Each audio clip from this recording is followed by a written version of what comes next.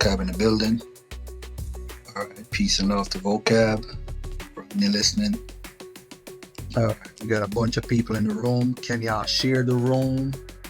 And hey, before we do anything, by the way, Corey, do you have anything coming up that you want to announce, or you want to wait till later to announce it? Yeah, I can wait till later. Peace to the room. The only thing that I would just communicate, I'm definitely available for the conversation, but I do have my 8-month-old son. So he usually is with me during these conversations on Clubhouse, but if he does kind of get a little bit too needy, then that'll be the only thing. But y'all are experiencing while I'm experiencing it. Does he scream out when you get cut? Yeah. I mean, what he does is when I get cut, he throws a fit. So I just say, hey guys, I got to make him a bottle. Let me get away from this conversation right now. So he works well when the cuts come, man. So we'll definitely see. Shout out to Creative Realities, man. A peaceful conversation with Vocab Malone and Christian Corey. Appreciate it, brother. All right. By the way, Corey, have you met Vocab before? No, I never met him in the flesh. The only time that I had any affiliation with Vocab Malone is when I moderated his debate versus Captain Zariak on the Virgin Birth.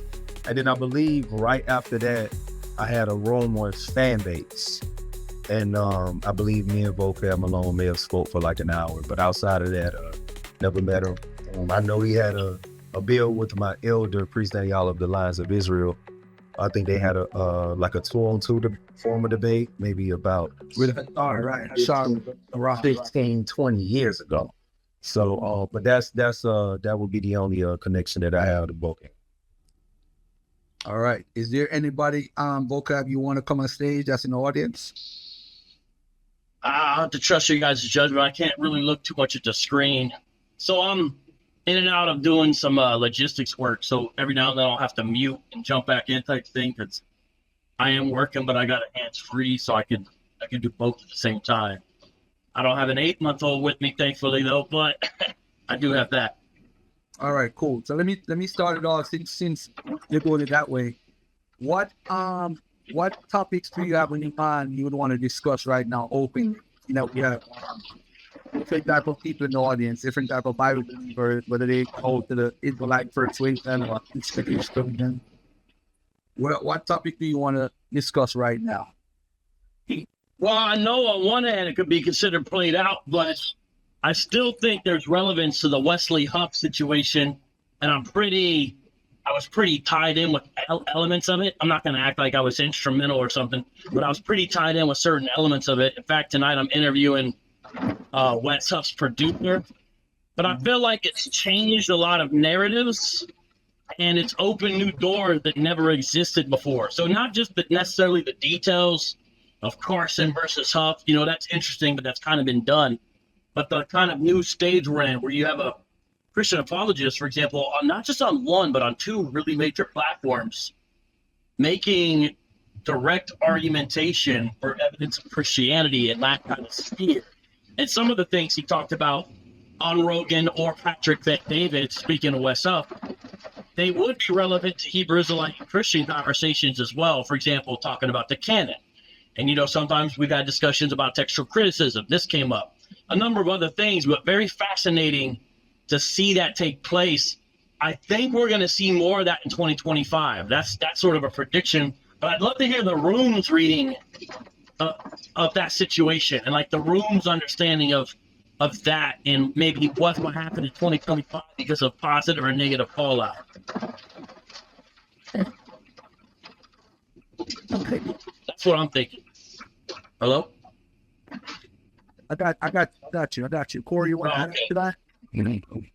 Oh yeah, so just for clarity purposes, so I can put it all on the table. I'm not familiar of Wesley Huff necessarily or any of his work besides the Billy Carson conversation period. Right. So I know Billy Carson doesn't represent either one of our persuasions, and Wesley Huff used some material that I believe both parties would kind of agree on, loosely speaking. I did not see the Wesley Huff Joe Rogan situation. I know some people may have had a little backlash about it. I heard there was some backlash about it after the Max I did not see it, so I'm not even privy to that, meaning that, you know, if I'm ignorant of something, I just put my hand over my mouth. I can listen in if you just wanted to talk about it, but I wouldn't be able to add unless I looked at the information that was presented or anything like that. I don't do that. I take a while on any information that I haven't seen before, but I'm not even privy to Wesley Huff or his work or anything he presented. Okay. Well, yeah, that wasn't the only thing to talk about, but I did want to see if the room or I don't know if Garfield, how familiar you are, if you watch those interviews, but even if you're not necessarily familiar with the ins and outs of the interview, just the fact that regardless of you watch Joe Rogan or not, you know that he's huge. I mean, he gets more views than CNN on a regular. It's like a major influence in a lot of people's lives. Just the fact that you would have that type of presentation and that type of discussion on a platform that big, I think is a very interesting thing. And they talked about, for example, having him back to debate somebody, you know, on that platform, and he's interested in doing that. And after Rogan, Patrick Bet-David, maybe you guys have seen some of those interviews with Kobe Bryant when he's like on a stage and he's in a suit and he's talking to a gentleman and he's asking pretty good questions and the audience is really clued into it. That's a Patrick Bet-David valuetainment event is what that is. And so he had Wes Huff on also after Rogan. And so it was like back to back, these really huge platforms. PBD's got, I don't know, 2 million, I forget how many subs. It's an astronomical amount. And it's just like, you know, 8 years ago, I don't think any of us would have predicted you would see something like that take place. And I wonder what else might happen like that. Because I can tell you one thing, I don't know what's going to happen or not, but I know a couple other people who've been, in light of that situation, a couple people have been invited on a couple decent-sized podcasts. Not Rogan size, not the EBD size, but some Christian apologists that have been invited on platforms normally they would not have access to discuss some of these things. And, you know, it kind of ties in. Did you guys see the hardly initiated debate? Did anybody see that? I feel like this is somewhat relevant. Didn't you guys see that? No, I didn't see that debate. Cap and One West guys versus the Christians at one. Yes. Yeah. Well, just the fact there was two back to back like that, again on a good sized platform, and a lot of people were introduced to a discussion that, you know, didn't really know much about it before. And you know, I actually emailed get them to host a debate between me and Guerrilla Hebrew. Hey, Vocab. Are you moving? That debate did so well, maybe they'd be interested. I didn't hear back from them, but hey, Vocab, are you moving around? What? Are you moving around? I mean, I'm in a truck. So, you got chipped out a little bit. Oh, I was just sitting and then I emailed them and tried to see if they would host a debate between me and Guerrilla Hebrew. But okay. Again, you know, none of us have had debates of this magnitude on. Now look, at the end of the day, we're gonna do what we do regardless. It's not like they're gonna make or break any of us, right? But it's still significant to see something like this happen. Let me ask you a question. With the question of that debate, I don't know if Corey had watched it. One of the main questions was Christianity the white man's religion? What's your thoughts on that, Vocab? Christianity can be for a white man, but it also can be for a black man, a brown man, and whatever other color you want to put in there, because it's for all men all over who are elect. Obviously, I mean women by that as well. Oh, okay. Corey, what do you feel about that whole dialogue with the white man's religion and him saying it for all who's elected, or for all elected? Yeah, I think it's definitely interesting. Just to speak firstly to what Vocab said when he was just speaking about him and Gorilla Hebrew or seeing the platform with both speak. I think that'd be real dope to see that, especially on a large platform when you have more resources and a bigger viewing. I would love to see that. I'll definitely be there for that. But besides that, Garfield, the answer to the question is definitely because we're in 2025. Yes. I kind of understand that Christianity was something that was a system that was originally created or led by the Israelites. And then, of course, the Romans got involved maybe around the 2nd century and stuff like that. And then, it kind of went from there in terms of its changes all the way to the 4th century, et cetera. And here we are now. And then you have of course, the Crusades.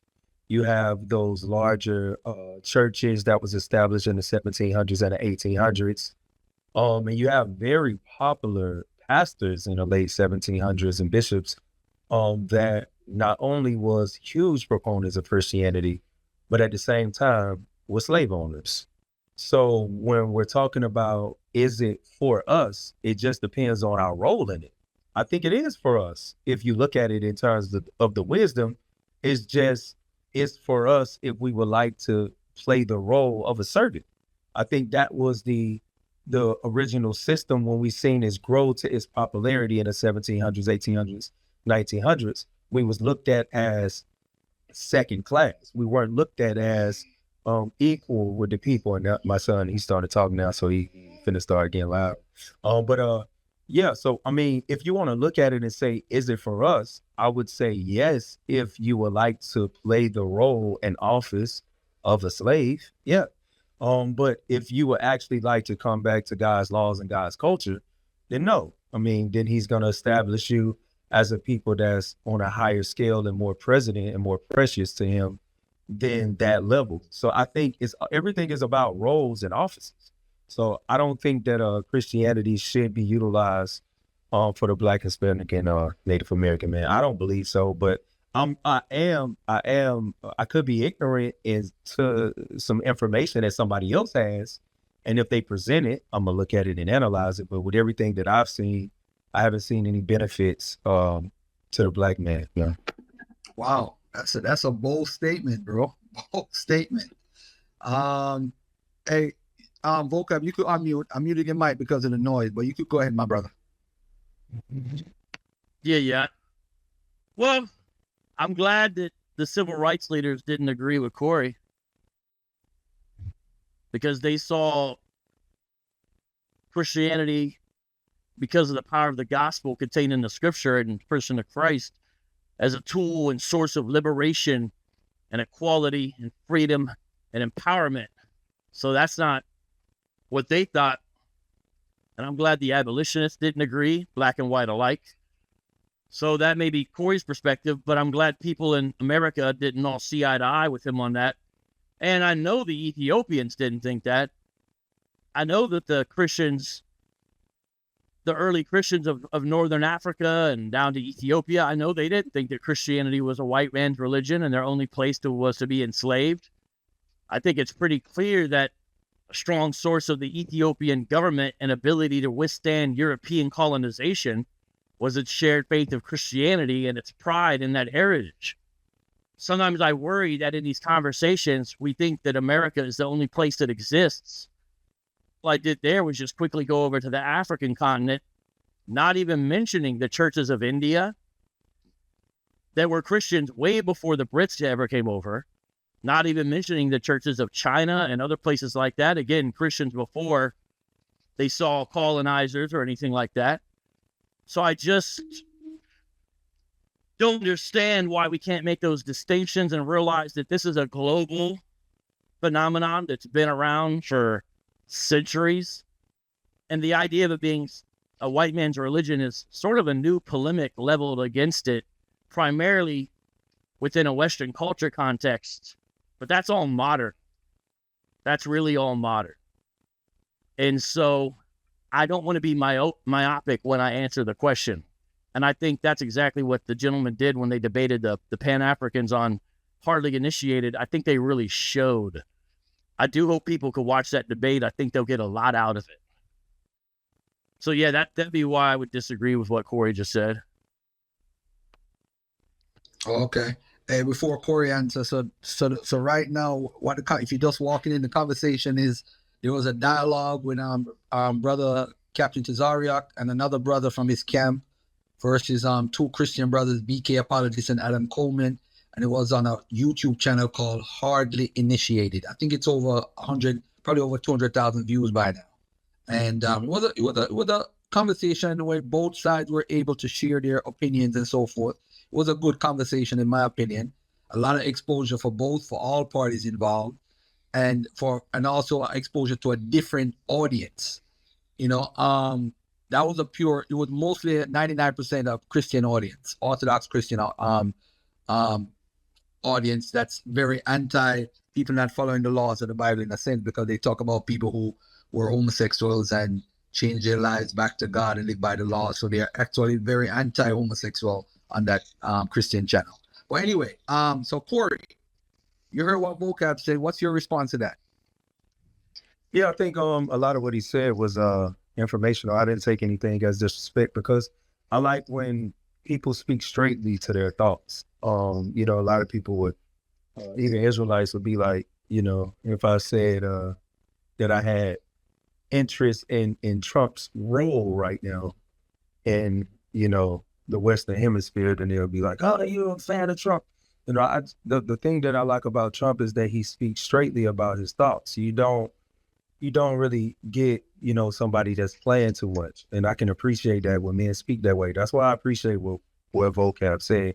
And one of the main things that he communicated was that, you know, he's glad that the civil rights leaders didn't agree with me. And I would agree. A lot of the civil rights leaders did not agree with me. And that's why they were assassinated on high levels by Europeans. That was the whole point. Like, even when he says, I'm glad they wasn't, I don't forget the conversation that I'm having, nor do I not forget the conversation, like, with the individual. I don't forget it. So just in all fairness, and I'm speaking straightly, I'm not trying to be disrespectful. I just want you to know my thoughts as well, Vocab, and everybody else in the room. Like, you're European. So I know you're glad. That's how I look at it in that sense. I don't look at it in like a negative way. I look at it in a reality way. It sounds like Trump. Like, hey, I'm glad that your black leaders did not agree with you. I mean, that's what we've seen in the Greenwood district. I know he just took a phone call, so hopefully he can catch the replays, but we've seen that in the Greenwood district, i.e. Black Wall Street, where the blacks were religious. They had their own airports. They had their own doctors. They had their own laundromats. They had everything set up under them, exclusive from the European man. Everything was set up with them. And then Europeans came and destroyed them. And there was a lot of Europeans glad that those leaders were destroyed. So I don't take it as a negative thing when he says that. He will have to substantiate it when he comes back off the phone in terms of what he's glad of, the things that took place with all of our civil rights leaders. He's definitely going to have to communicate that. As well as I have a huge experience in Christianity. Most Israelites were not raised in the Israelite paradigm. Most of us, almost all of us, and we was raised in the Christianity. And my experience in Christianity was very, very, very wicked bishops and pastors. And I'll speak specifically Pastor Earl Park, or Bishop Earl Park, of Chapel Hill Church. You can look that up and see that information and what he did. I was a member of that church for 6 to 8 years. Bishop Eddie Long, what he did with that church at New Birth. And I'm quite sure that most Europeans was glad that he actually spearheaded that church. And this is another thing why they are glad. I want to read scripture. It's the book of Judith, chapter 5, and verse 19. It says, but now are they returned to their God and are come up from the places where they were scattered. So this is talking about captivity, reading on, and have possessed Jerusalem, where their sanctuary is, and are seated in a hill country, for it was desolate. Now, therefore, my Lord and Governor, if there be any error against this people, and they sin against their God, let us consider that this shall be their ruin, and let us go up, and we shall overcome them. So this is heathen nations declaring that they are glad that the black man or the Israelite man should be in captivity and should be in sin against their God. That way they can reign over them. So I don't take it offensive at all when, my, European colleagues say that they're glad that the civil rights leaders did not listen to God. I'm glad, I'm just saying we should listen to the Israelite culture that Yahweh rolled out for us. And we should keep that and then not keep Christianity. So I don't take it negative at all when he said it, but I think it was much more telling to what we teach, that they are glad that we don't yield to God's culture versus Christianity that teaches us we can openly break the laws of God consistently. I yield. That's what's up. That's what's up. In the meantime, family, share the show, like the show, and go ahead. Let me take this phone call real quick, brother, and come right back. All right. Well, of course, I never said I was glad that Israelites ignored the law of God or anything like that. I don't take it that that's what people like Reverend Dr. Martin Luther King Jr. or Frederick Douglass were doing. So that's not what I said or meant. So I don't think that that should be insinuated. That's what I was saying, because that's clearly not what I said I was glad about. I actually specified what I was glad about.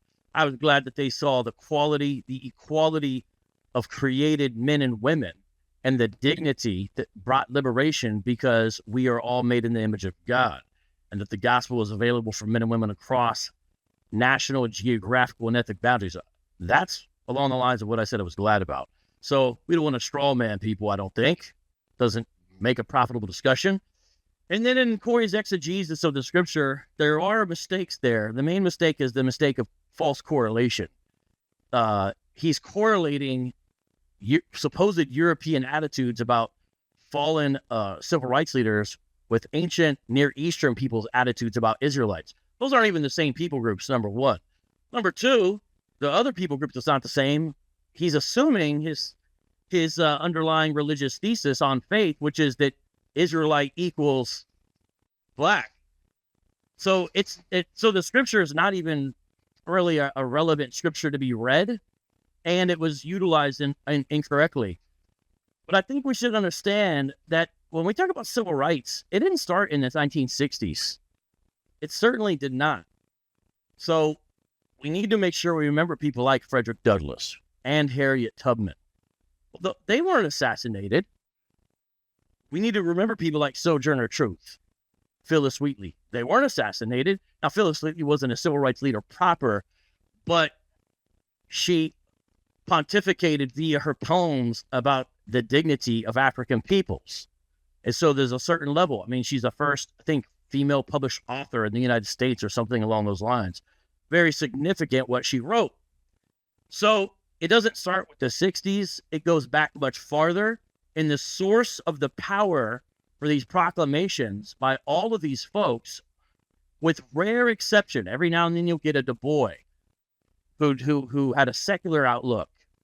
However, Du Bois' mentor was a Christian evangelist who wanted to, quote, Christianize Africa. Look him up. His first name is Alexander. I forgot the last name's brother off the top of my head, but Du Bois actually writes about him in his book as a mentor figure. And so this goes through and through. Atheism, what Garfield believes, has never given anybody impetus for this, because basically everyone's just a product of evolution. And to be honest, any version of Hebrew Israelism also has never done it, because it ends up bringing division, rage, and quite frankly, historical revisionism that doesn't serve anybody well. And so that's why we say that Christianity should not be described as white man's religion. And unless I missed it when I briefly had to go off, I didn't hear, and I understand we got, it's back and forth, but I didn't hear any recognition or touching of the global element of Christianity that I brought up. I didn't hear anything about the Ethiopians. I didn't hear anything about the North African churches. I didn't hear anything about the folks in India, the churches there, or the Chinese churches that were established way before they ever met colonialists. And so what are we talking about when we say Christianity is a white man's religion? It's almost like we're ignoring the whole planet. Well, the whole planet's there. So I don't want to ignore it. And so this is the problem I have with a lot of Hebrew Israelite historical understanding, is how myopic it is. It's like we can only see 5 feet in a historical sense, but we need to look at 100 feet. We need to grab the binoculars. We need to grab the telescope. We need to take a fuller, broader view so we can have the best information when we go forward in this discussion and answer these questions. If we do that, we're going to answer the question much different than what the folks on the Hardly Initiated panel opposite the Christians, we're going to answer it different than what they answered. And honestly, we'll answer it different than what Corey answered too. I know Garfield's on the phone, but I got to mute myself, but I can listen in right now. Good deal. Yeah, my son is definitely active, so I'm going to try to speak over him. Vocab, yeah, I definitely heard everything that you said, and I can appreciate it. But I think what happens is, when we having discussions, people advance too fast into argumentation without knowing what was the original thing that was posed. So let's slow down. I'm not trying to be disrespectful, but you're a white man and I'm a black man. The question that was asked was, is Christianity a white man's religion? So we're not in ancient Near East at this time. We're all over here in the West on Clubhouse right now. So this is a white man talking to a black man, and the black man has an understanding of Christianity as you have an understanding of Christianity. And we're trying to see how those ideas walk parallel. But a black man asked me that question about the topic. Now, the first thing that I did was address what you said. That was the first thing. You said, I didn't hear anything about how this spread and the global this and the global that. You didn't realize I said it first. I answered that first. I said Christianity, and it's on the replays. I say Christianity, I believe what history would communicate was one of the religions that came from the Israelite paradigm. I said that. Then I said, as it grew, of course, the Romans took over it. I said that. And then I said it got even more aggressive, as some history would tell us, around the 4th century. I said that. And then I said later on, we seen crusades, and we seen these huge white Christian churches being built up in the 17, 18, 1900s. I said that. And then advanced to today, we see Christianity by the, of course, high millions, billions, right?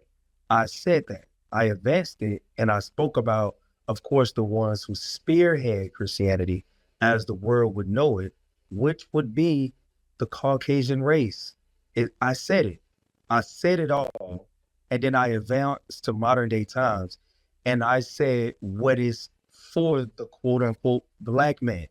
So when I'm using the term Israelite and I'm using the term black man, I'm not saying that the black man is the Israelite. That's not even what I'm saying, though I believe that. I'm saying the black man should follow the Israelite culture paradigm that was original versus Christianity. That's what I'm saying. So I'm actually standing in this position, not even making another claim at this time. And I'm speaking directly to the topic. I'm saying the black man should not follow Christianity as we know it, which today is the white man's religion. Like the point that you made when you spoke about Sojourner Truth, you spoke about Martin Luther King, Frederick Douglass, you spoke about Harriet Tubman, not realizing that these are civil rights leaders that's fighting against white oppression. I don't even know if you process the actual topic or the concept of civil rights and why are they fighting for rights for a whole party to be civil. I want you to make sure you just slow down when you think about that. So when you introduce the civil rights leaders, you're introducing my thought. Besides the assassinations, they made their life fighting up against your race that oppressed them. And your race pushed that religion on them. That's why I'm saying, no, it's not beneficial for the black man. So even if you were to say these civil rights leaders, spoke in churches and so on and so forth, my father, my literal father, went to consistently Ebenezer Baptist Church. He was raised on Boulevard. He's feet away from me today, and he can attest to that. So he was there with the MLKs and stuff. I'm just saying, I understand that Christianity had its role in civil rights leaders' lives. I'm saying, but civil rights leaders was fighting for civil rights against the white man. That was the whole point. And this is a religion that you guys, perpetuate throughout the earth in modern day times. I'm not addressing the Chinese man or the Japanese man or the Ethiopian man, because in context, I'm talking about you and I. I don't know why every single time when we have these civil discussions, we now have to start talking about other races of people. Just for today and for any conversation moving forward, at least within this month, I am not addressing any other nationality of people, because that's what everybody wants us to do. Every single time we talk about the black nation, quote unquote, every single time people push us to talk about other nationalities. Well, what about the white man? Well, what about the Ethiopian man? Well, what about the South African? No, I'm going to talk about my people, and I pray that you feel comfort that I will talk about my people. And I won't talk about the Chinese people today. I'm going to talk about us and the effects that Christianity have on us. Now, I feel the difference between Christianity and the Israelite paradigm is the promotion of God's laws. That's what I'm saying I want, quote unquote, black people to get back to. I'm not even saying black people are Israelites, because that's not my argument right now.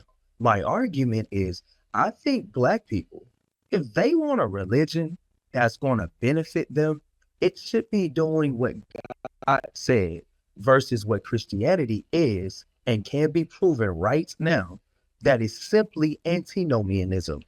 It's against what God says and the laws that he laid out in the Torah. That's all I'm saying. I'm saying, no. Reading the narrative of the Bible, I don't think it will be beneficial for us to go against what God said, knowing that when you go against what God said, bad things happen to you. I think it would be beneficial to do what God said. That's what I'm saying. And then me being raised in Christianity, maybe such as yourself, I don't know if it was as long as you, whatever the case may be, but being raised in a Christianity, I know what it teaches and what it does not promote and enforce. Now, maybe we can get into those nuances between Christianity and the Israelite paradigm, the separations, and why I'm saying that the Israelite paradigm is much more productive for the black man today. Then we can talk about it versus Christianity, and you can see that. But I didn't come to the platform to attack you or not, but I did come to share my thoughts and ideas, and prayerfully you will actually listen to what I'm saying and respond to what I'm saying. But I appreciate the time. Yeah, I'm listening, and I've been responding. This came about because I was bringing up Rogan, and then I brought up Hardly Initiated, and one of the topics they discussed was, is Christianity white man's religion on Hardly Initiated? A lot of the stuff that's being bandied about is somewhat of an echo of those discussions, which is fine. We can do it again here, but that's why I encourage people to listen to those discussions, because I think people will benefit from those. And if you're talking to somebody who says they're Hebrew Israelite and you're asking a question about, is Christianity a white man's religion? And they say, okay, we're talking about Christianity, which has to be defined as a global religion, because it is a global religion and it's been so for 2,000 years.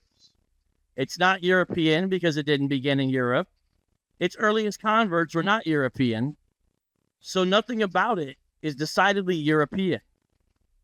So when we talk about that, and then we go throughout 2,000 years, if we say we're going to discuss this Christianity, the white man's religion, but we're only going to talk about two ethnic groups or one ethnic group, then we're purposely engaging in ignorance.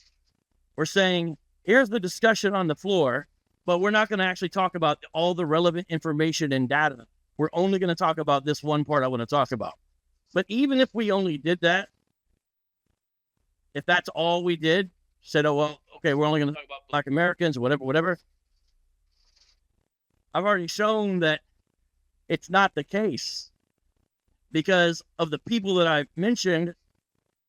Also, you have the Ethiopian context and Northern African context as well. And so that's not really touched.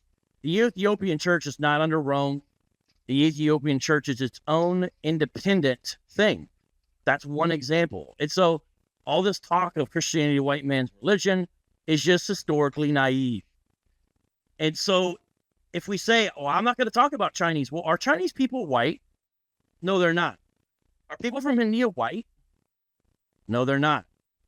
So no one's saying we're focusing on them. What we're showing is you can't say it's a white man's religion when it's been embraced from jump by all types of people, thing all over. So how in the world could it be a white man's religion? I think people who are of the Israelite religion, of the Israelite persuasion and their beliefs, in 2025, they just got to do a better job. They will not be able to rely on the same talking points. They are going to need to learn global history better than they currently do. They are going to need to learn other contexts better than they currently know it. They are going to have to step outside of what they think they know already and have a broader picture. If they don't, they will be shown as a shallow religion, not really able to defend its tenets with a lack of historical understanding. And so going to the same talking points without actually inputting data and then purposely saying, I'm going to eliminate massive amounts of data because that's not what I want to talk about, even though the question's about Christianity. So once you define Christianity as global religion as it is, you don't get to say, I know it's global, but we're not going to actually talk about the globe. We're only going to talk about this one particular group who I think are Israelites. That is incredibly mistaken. I don't know why Corey would want to do that. Unless it's because he doesn't want to learn about those other contexts. Unless it's because he doesn't maybe understand the argumentation that since it's a global discussion, you've got to have global inputs into the discussion. I just don't understand the lack of willingness to engage past the surface level discussion that has probably happened 1,000 times already on Clubhouse. I just think it's time to really go better. You know, this has happened. People make fun of the conscious community, but in Philadelphia, I don't know, what is it, 6 years ago now, 5 years ago? Vince Bantu and Brother Jabari had a fascinating discussion on this topic. And Jabari, despite the fact that, I'm not going to say that he won or something like that, to his credit, was familiar with a number of African churches and African church historical context. Now, Bantu is an expert, so he knew even more. But nonetheless, it wasn't as if Jabari just said, well, we're not going to talk about that. That's irrelevant. Because Jabari is able to understand, no, this is relevant to the discussion.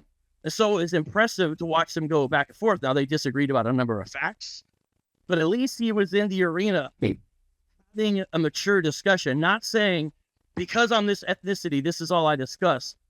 This is what I mean. No scholastic approach would ever say, well, this is the only thing that I'm going to input into the data. It's artificially limiting your data set.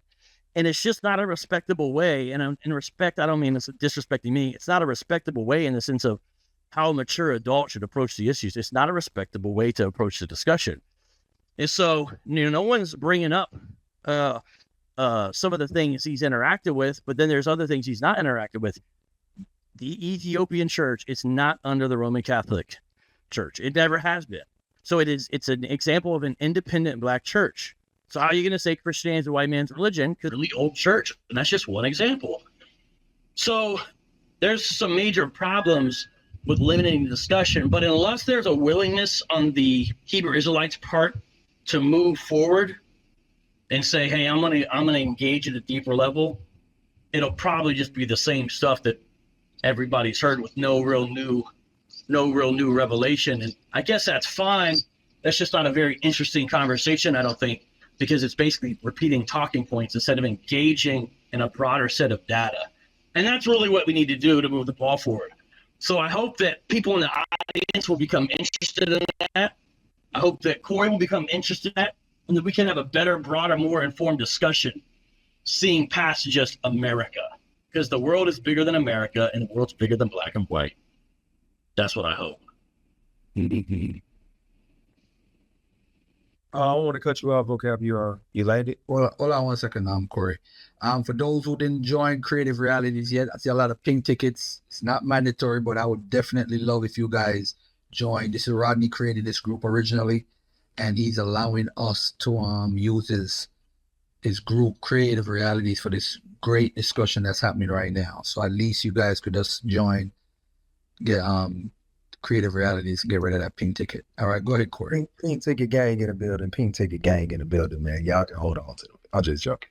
Shout out to Rodney and Garfield for holding the space. I want to respond to this in sections, and I think once the bill happened, I believe with UPK and the Christians and on the podcast platform hardly initiated, I think from that bill maybe a little confusion. And one thing that I guess others could glean from that build is I'm quite sure that in that conversation, they had a conversation with each other in that build. In that build, they probably didn't have a conversation about who else was talking about something else. They was talking about what they were talking about in that conversation. So what I'm saying is, even if this comes from that, we're still talking with each other because that's what the title is about. So I'm engaging you on the said topic that we're discussing. So let me go back and say it again, because I know some people may miss it. So I touched on everything he said. I did not say Christianity was a white man's religion in its origin. I'm quite sure everybody heard me say that at least 3 times, and he is still not responding to that. He's not even acknowledging that I said that multiple times. He's just going back to the same talking point. And that's why I want to give a shout out to the other one y'all were all aware. He says a lot of people cannot have dynamic conversations. When they've already put you in a certain space, like Hebrew Israelite, I never used the phrase Hebrew Israelite on the stage. I never said that. Once they say Hebrew Israelite, then they feel like they know who they're talking to.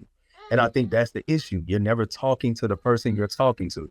So let me say it again, and let's see if Vocab is going to acknowledge what I said and respond to what I said. I believe there is historical data that the Israelites, the original Jews, created Christianity, not the white man, not the white man, not the white man. I said that. Then as we see it advancing, I believe there's historical data in the 2nd century, maybe even specific of like 135 CE, where the Romans heavily influenced and merged themselves into said Christianity and started to take over it, take over it, take over it. And then it advanced into the 4th century, where we see such a greater influence from the Romans in Christianity, in Christianity, in Christianity. And then you see the Crusades, you see that paradigm. I'm repeating the same thing that I said, and this was all loosely. I also advanced to the 17, 18, and 1900s, when there was slavery time and Christianity was growing and developing. There was many denominations and religions, I believe, created in the early 1800s. Many of them, you may not claim that they're Christianity, but they would. So what I'm saying is, there was many religions or denominations or factions of Christianity that was created around that time that was spearheaded by the white man, by the white man, by the white man. hold on, Corey. Let me pause it so you can mute up with your baby for a second. Let me help you out for a second. Hey, what Corey just brought up was a very interesting take on the history of Christianity. I don't know if Vocab agrees with how the origin of Christianity started, but I find that what Corey said very interesting. I'm gonna definitely clip that from the replays. Vocab, are you there? You want to respond to that? Could I finish? Oh, you're not finished? My bad. Go ahead, my brother. No, I wasn't at all. All right, so let me continue. Because what I'm saying is, regardless of Vocab responding, I would like Vocab to just acknowledge what I said. That's it. That's all I wanted him to do, was acknowledge that I said it was not the white man's religion. It was just taken over by the white man and pushed through all earth. That's all I said. Now, if he was to say, well, it wasn't pushed on the Ethiopians grabbed it directly from the Jews, with the Jews moving there and then being, raised. And there was a group there that kept the Shabbat and was separate from, every other heathen-based Ethiopian group in Ethiopia. Then I would be like, okay, that's fine. There's nuances to the conversation. We've looked at the history of the Ethiopians and their yield to Christianity. And I do feel like it was separate from the Romans. So you can present that. All I was saying was what we see in modern day times being spearheaded. I also utilize the numbers that they've grown and they're strong by the billions. So it's not just white men. I said I was in Christianity. I said Bishop Eddie Long, that is a black pastor. Pastor Donald Battle, that is a black pastor. There's Chinese pastors. It's so many fashions. There's over 45,000 denominations of Christianity. So I'm acknowledging all of it. I said it. You can speak to whatever historical data that you would like, but what you did was you chose to speak about the civil rights. What I was saying was that it is not beneficial for my people. I took a stance, and then you went up against the stance very specifically and said the civil rights leaders would not agree with you. So once you zeroed in on my paradigm, then I addressed my paradigm. And what you're trying to do is leave my paradigm because you have no comfort in that. And when you left my paradigm, you went back to China and Ethiopia. So I'm going to just acknowledge it. Yes, China has Christianity and they're not white people. Ethiopia has Christianity. They're not white people. Therefore, we can just stop talking about China and Ethiopians' Christianity. What I'm saying is it is not beneficial for my people. It is not beneficial for the Israelites, and it is not the original biblical understanding. Yes, the religion is real and is in the earth by the billions. That's my take on it. So I want to make sure you respond to what I said and you're having a dynamic conversation and not just a still conversation. So just vocab. Did I acknowledge originally, at least right now, if you didn't hear it the 3 to 4 times before that, did I acknowledge originally that Christianity was not created by the white man? Therefore, it was not the white man's religion. It just became it. Wasn't that the position I took?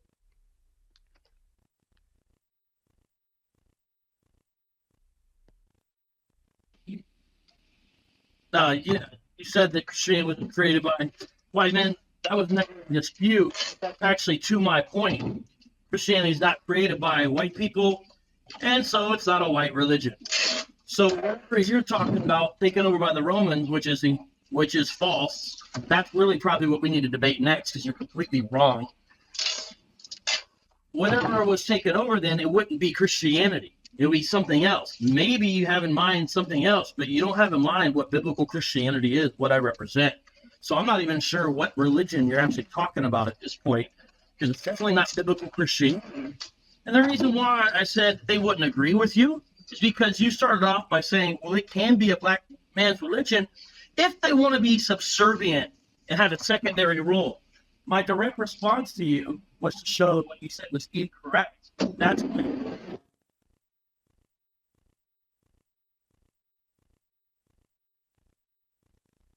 Did he go out? which is a total lie and insult. And so, Hey, Vocab, you went out. You went out for about 15 seconds. The last thing I heard was you saying that I said that the black man was like second in class. And Yeah. yes, You said that yeah, you can tap this religion, Christianity, if you want to be a second class citizen. That's literally what you said. And my point there to respond to that was, I'm glad the civil rights leaders didn't agree with you. They never would agree that that's a way to be subservient, because they saw that it was a source of dignity and pride and power. And so it directly refutes your notion that if you want to be a Christian, then that means if you're a black person of Christianity, you're going to be a second class citizen. That's what you began with. That's what you said. You said, well, it just depends on your role you want to have. If you want to have a second class citizen role, then sure. And so I directly refuted that, showing you that that's not the case. And historically, that's not the case. So a lot of the argumentation is resting upon incredibly uninformed notions of what happened or didn't happen in history, such as the idea that Rome took over an Israelite religion. It's insane to think that when Rome is the biggest persecutor for 300 years of the Christian religion. I mean, we can read about this when we read Tacitus. We can read about this when we read Suetonius. We can read about this when we read ancient Roman historians. And they weren't practicing an Israelite faith. They were distinct from the religion of Judaism. So I just want to have a conversation where we're actually talking about what really happened and not what we've read somewhere in a meme or something like that, but actually what happened. And notice, I just referred to actual Roman historians who showed their distaste, distrust, dislike, and persecution of Christianity by the Romans. So the Romans didn't take over Christianity. Christianity's message is what conquered Rome. So that's why the Colosseum's closed. I mean, you just go down and you say, what actually happened? What actually happened? That's why pagan temples were closed and shut down and burned. Did he go? I believe you going out again, Vocab. Yeah, I believe you're going out again. Vocab, we can't hear you. If you can hear me, we can't hear you. Or at least y'all can hit the chat and communicate if y'all can hear Vocab or not.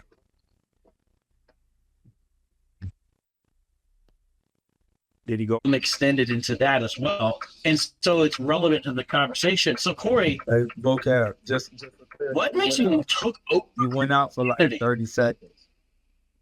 Yeah, why do you say that Christianity was taken over by Rome? Oh, so can you hear me, Vocab? You went out for 30 seconds. Yeah, why do you say that Christianity was taken over by Rome? I got you. So my position is that in 135 CE, there was leaders of the Christian churches, and then Rome had its influence in 135 CE to bring its bishops and take over those churches. Is that a truth or not? No. Do you have any particular names you could share with us, please? Yeah, let me pull that up. Get over. Well, maybe a source. Like, what's your evidence that Rome took over Christian churches in 135? I got you. You must have a reason. You must have a reason why you're saying it. Yeah, of course. And I wanted to make sure that I communicated what I communicated when you heard me. I said Roman. So you kept, when you just responded, I don't know if you just want to repeat the last 30 seconds, because when you just responded, you didn't say what I said. What you said was Romans took over the Israelite paradigm. You repeated, you thought that I said that. I never said those words. Okay, so what did I say? Those words never came out of my mouth, that Rome took over an Israelite paradigm. You repeated multiple times that this religion called Christianity, as you're terming it, started by Israelites, was taken over by Rome. This is something you said multiple times today. All right. Are you listening? And then you just said in 135, Rome replaced Christian bishops. with their own bishops. And I was asking you for evidence of that. You said you were going to get it for us. Yeah, I said I was going to get that. Now, Okay. what is your evidence against that? Well, hold on. Are you going to get it? Because I feel like if you yes, I'm going to get it. Because if you're going to start asking me, if you're going to start asking me questions, then are you going to present sources as well? Allow yourself. Hey, vocab. Did you not hear me? Also have to. Did you not? Are you not? Hey, do you not hear me? Hold on. You're going in and out. Time You're chopping up. Let me do a little moderation. Hold on 1 second. Corey. Okay, what are you requesting from Corey right now? That Rome installed their own bishops over a number of Christian churches and took them over. I asked for a source of that. He said he was going to get it and then started asking me a separate set of questions, which is a common tactic when you don't have the source. I don't want to move on until he gives me a source. Now, if he wants reasons why I'm going to set of questions. Yes, Hold on, Corey. No, I didn't. I started to. Just bring the source. Hold on. Bring the source. What is wrong with this? Hold on, guys. Hold on. Time out. So that we don't get derailed here for a minute. So you're requesting what Corey said about the 130 or 135 AD with the whole Roman stuff. All right. So let's allow him to respond to that. All right. Go ahead. All right. Let me address what I said again so he can understand what I said. Vocab, if you can mute up right quick, please. You need to understand what I said. What I said was the Israelites spearheaded Christianity. Even Christianity would teach that. Even Catholicism would teach that. And they would say it's the Christianity paradigm came from the Peters and the Pauls and, Acts 11, those scriptures inside of the Bible. That's what Christianity was created after Christ. So they're saying what I'm saying. That's what I said. I said once churches was established, you seen in the 2nd century were Romans, that's what I said, brought in bishops to also play roles in the churches. That's what I said. And you see that influence being even stronger in the 4th century. Now, the only question that I asked you, besides clarifying questions of what you said, was, do you have information as well against what I said now that we are presenting sources? Because what happens is people think they are tough in these sources and scriptures where they will press you to do something, but they don't have to do the same thing. So all I'm saying is, when I present my sources, are you going to do the same? That's all I'm asking, Garfield. I heard, did you hear me mention Tacitus, Corey? Just because you mention a name, just because you say I actually said what he said. Did you hear me refer to Suetonius, Corey? Where did Tacitus say that? Tacitus spoke about Neronian persecution. Where did Tacitus say that? I'm answering your question. It's in Annals. It's in Annals. In Tacitus's Annals, he talked about persecution of the Christians, where Nero would light them on fire in his garden to light his garden at night, where they were put in the Colosseums and put in burlap bags with snakes, so they were bit to death. They were eaten up by lions. I could go on and on.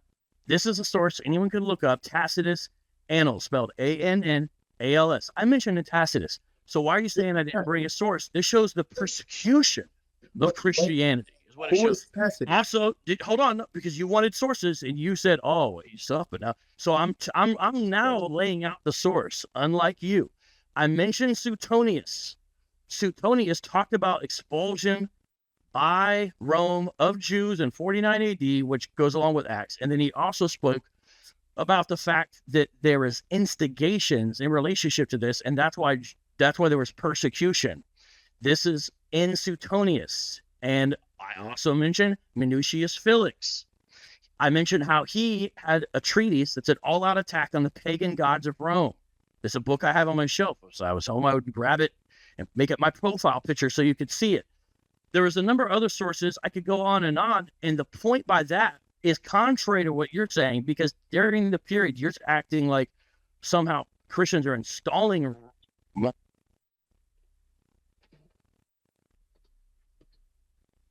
Yeah, vocab, you got chipped out. No, I think he just got a phone call. They got a phone call too. Go ahead, Corey. You could respond in the meantime. Keep us going. I want to know who is Tacitus, because if he's pushing to the Tacitus that I'm familiar with, we're gonna have to talk about Tacitus. This is what part 15, part 1544. That's what he's talking about. Say that again. Part 15. Yeah, I'm saying I would like for him to communicate who is Tacitus, because I believe it's like two. I'm just asking who is Tacitus. What Tacitus? I'm not familiar with that. I think it's only one guy, the same guy that they always use to defend and show that Jesus is a real person. That's the same guy, Tacitus, who wrote around 115 AD. And then he talked about Suetonius, another guy who wrote around 115 AD or 120. And then he mentioned, who else did he mention? He mentioned Nero's fire that was documented in Tacitus' works. How they persecuted the Christians and said that they were the ones that started the fire. But that's all I got from what he said, knowing that from my own knowledge and everything. I don't. Go ahead, Vocab. You can continue. Go ahead. Sorry, I got knocked off because when I get a call, I got to take it because it's for what I'm doing right now. Corey had asked a question if it's which Tacitus it is, because I think he said he was familiar with two. And that's Tacitus, what he meant. Tacitus, the former Roman, I believe he was a senator or some kind of political position, and I mentioned the book, so then we know what Tacitus is.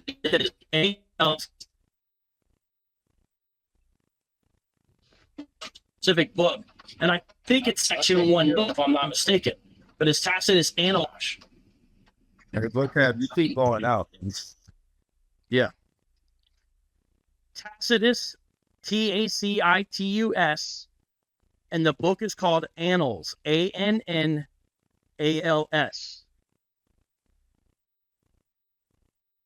Did he go? Were you guys able to hear that? Yeah, you're good. Hey, and Corey, do you want him to actually put the sources in the chat, or do you? No. I'm driving. I cannot do that. I'm working. No, that's fine. I ain't trying to press him. Yeah, because of the replay. No, I just hold on. I gave the source. Now, people who are not driving or working can look it up. We got it. It don't have to be so. It don't have to be like that, Vocab. Like we can present it, but we all wanted to look at what we both put into the chat. All right. So the way you can find it, if you're Control and F through the document, look for the word on the phrase on account of the fire that broke out, or look for the phrase in his gardens, look for the phrase Colosseum, phrases like that, or just type in Christians. I think that would do it too. Any of those will get you where you need to go. My point by that, and that's one source, there's others. Notice I mentioned Suetonius, is to show that Christianity and Rome aren't working together. You don't have Rome taking over Christian churches. You have them persecuting them, mocking them, deriding them. Even in Tacitus' section, he says a superstitious sect that was persecuted on account of their hatred for mankind. Christians were thought to be a hateful people, and the main reason the Romans thought that is because they preached judgment. They preached destruction of pagan Roman ways. This is not a religion that is cooperating with Rome. And so when Corey said this is something where you had the Romans come, it's the opposite. Rome is persecuting the early Christians. The Christians are standing up to Rome. They are being killed. They are being slaughtered. The worst persecution of all, and this is another source, look up Diocletian's persecution. The persecution of Diocletian, it was a 10-year period in the 300s. And it was the worst one. It almost destroyed the Christian church. If Diocletian wouldn't have retired when he did and broke up the empire, he could have destroyed the entire church.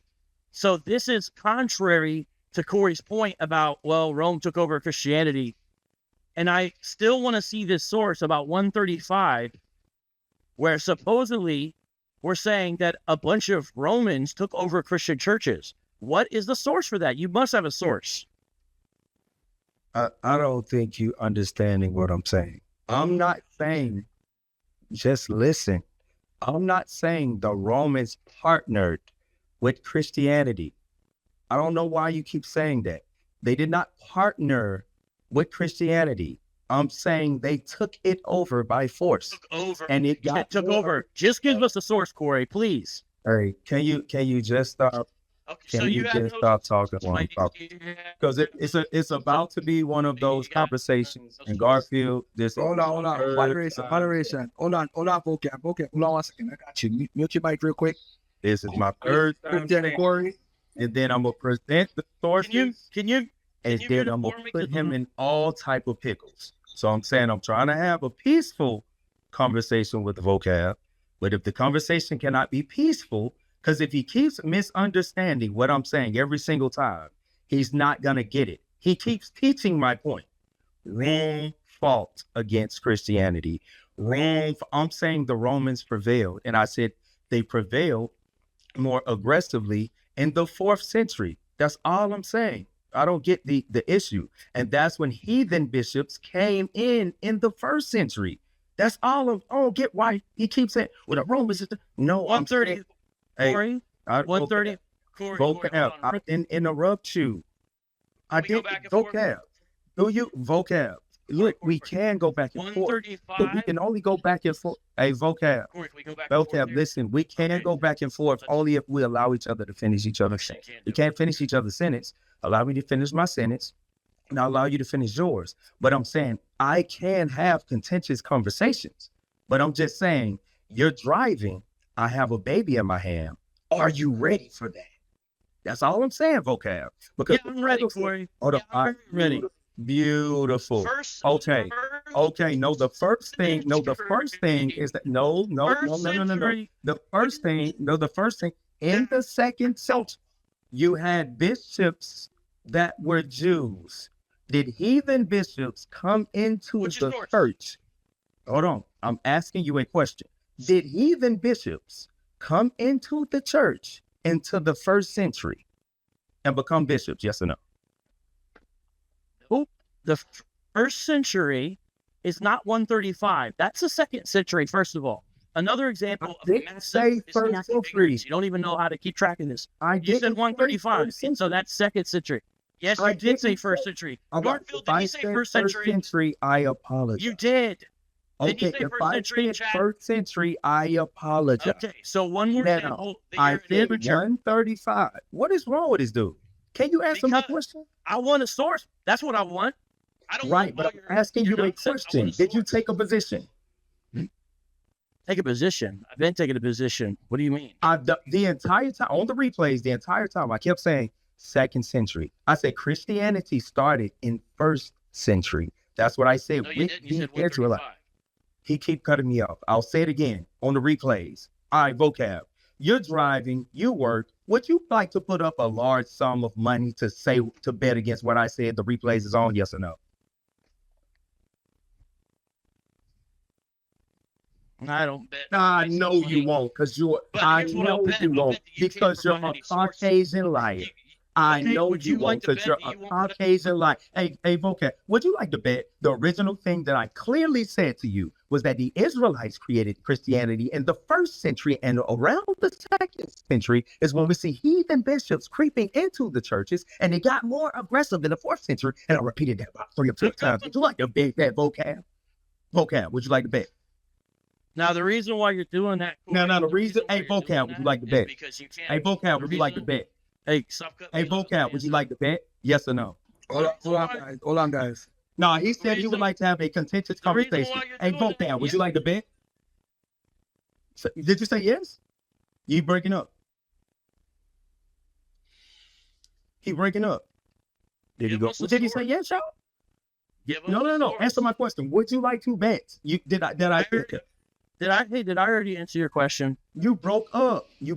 I didn't hear the answer. Yes or no? Would you like to bet that my word was crystal clear, that I originally said 2nd century? So and I said it multiple times. So if at a later time I misspoke and said 1st century, if you were listening to me each single time, you would have knew that I was pushing for the 2nd century, and it was just a misspeak. And you would have just simply said, yeah, you mean 2nd century, because that's what you've been saying the whole time. You would have just simply said that, hey, vocab, would you like to bet? Yes or no? No, here's what I'll. No, I'll- here's I'll what. bet Yeah. that- Hey, listen, Corey. I don't want to conversation, but we still gotta let each other speak. Now, here's what I'm saying. The reason why you're doing all this, the reason why you're doing all the showmanship, which I think is just so sad, is because you have no source for your 135 claim. And you did say first century, not once, but 2 or 3 times. You said first century. So how am I supposed to know? You supposedly know what you're talking about. You don't know what you're talking about. So I'm asking you to give us a source for 135. You said you were going to do it. Why have you not done it yet? Why are you talking about taking bets? Give us a source. What is your source for this 135? I appreciate it, claim? Vocab. Why do you have no I'm source? putting my, hey, hold on, I got you right now. I'm What putting my is your source? He won't even let the Oh sentence my complete. gosh. See, y'all know this is how it happens when argumentation happens. You're never arguing up against what the person said. I said something clearly. If you're saying that I misspoke at one point in time because I had to keep repeating myself, that's fair to say. I said it clearly. Now I'm gonna put the 3 source times. out of the chat. Yeah, 3 times, and you didn't listen not one time because that's what the white man does. They don't listen to people who they feel they're superior to, and this is why Christianity is not good for us, sir. And you made that point several times. I was trying to be peaceful with you, and a couple times, every time you got a little aggressive, hold on, white man, shut up. Every time you got a little aggressive, I was saying, hey, relax a little. Like, hey, relax a little. Let's talk normal. Hey, relax a little. You kept trying to do the peon talk. The peon talk. I'm so better than everybody while I'm door dashing out here. I'm better than everybody. Hey, relax, King. So I'm putting it in the chat. Corey, did you just say, hold on, white man, shut up? Is that what you just said? No, I believe I said, hold on, Mr. White Man, shut up. I believe that's what I said. That's what you... Now, didn't you So- say you wanted to have a contentious conversation? Because I asked you, would you like to have a no, I like conversation? it. And you I like think it you want to have a because contentious I like it. conversation. Because here's So, what it is. was I at least respectful to you when I said Mr.? There's a reason why. There's a reason why I like it.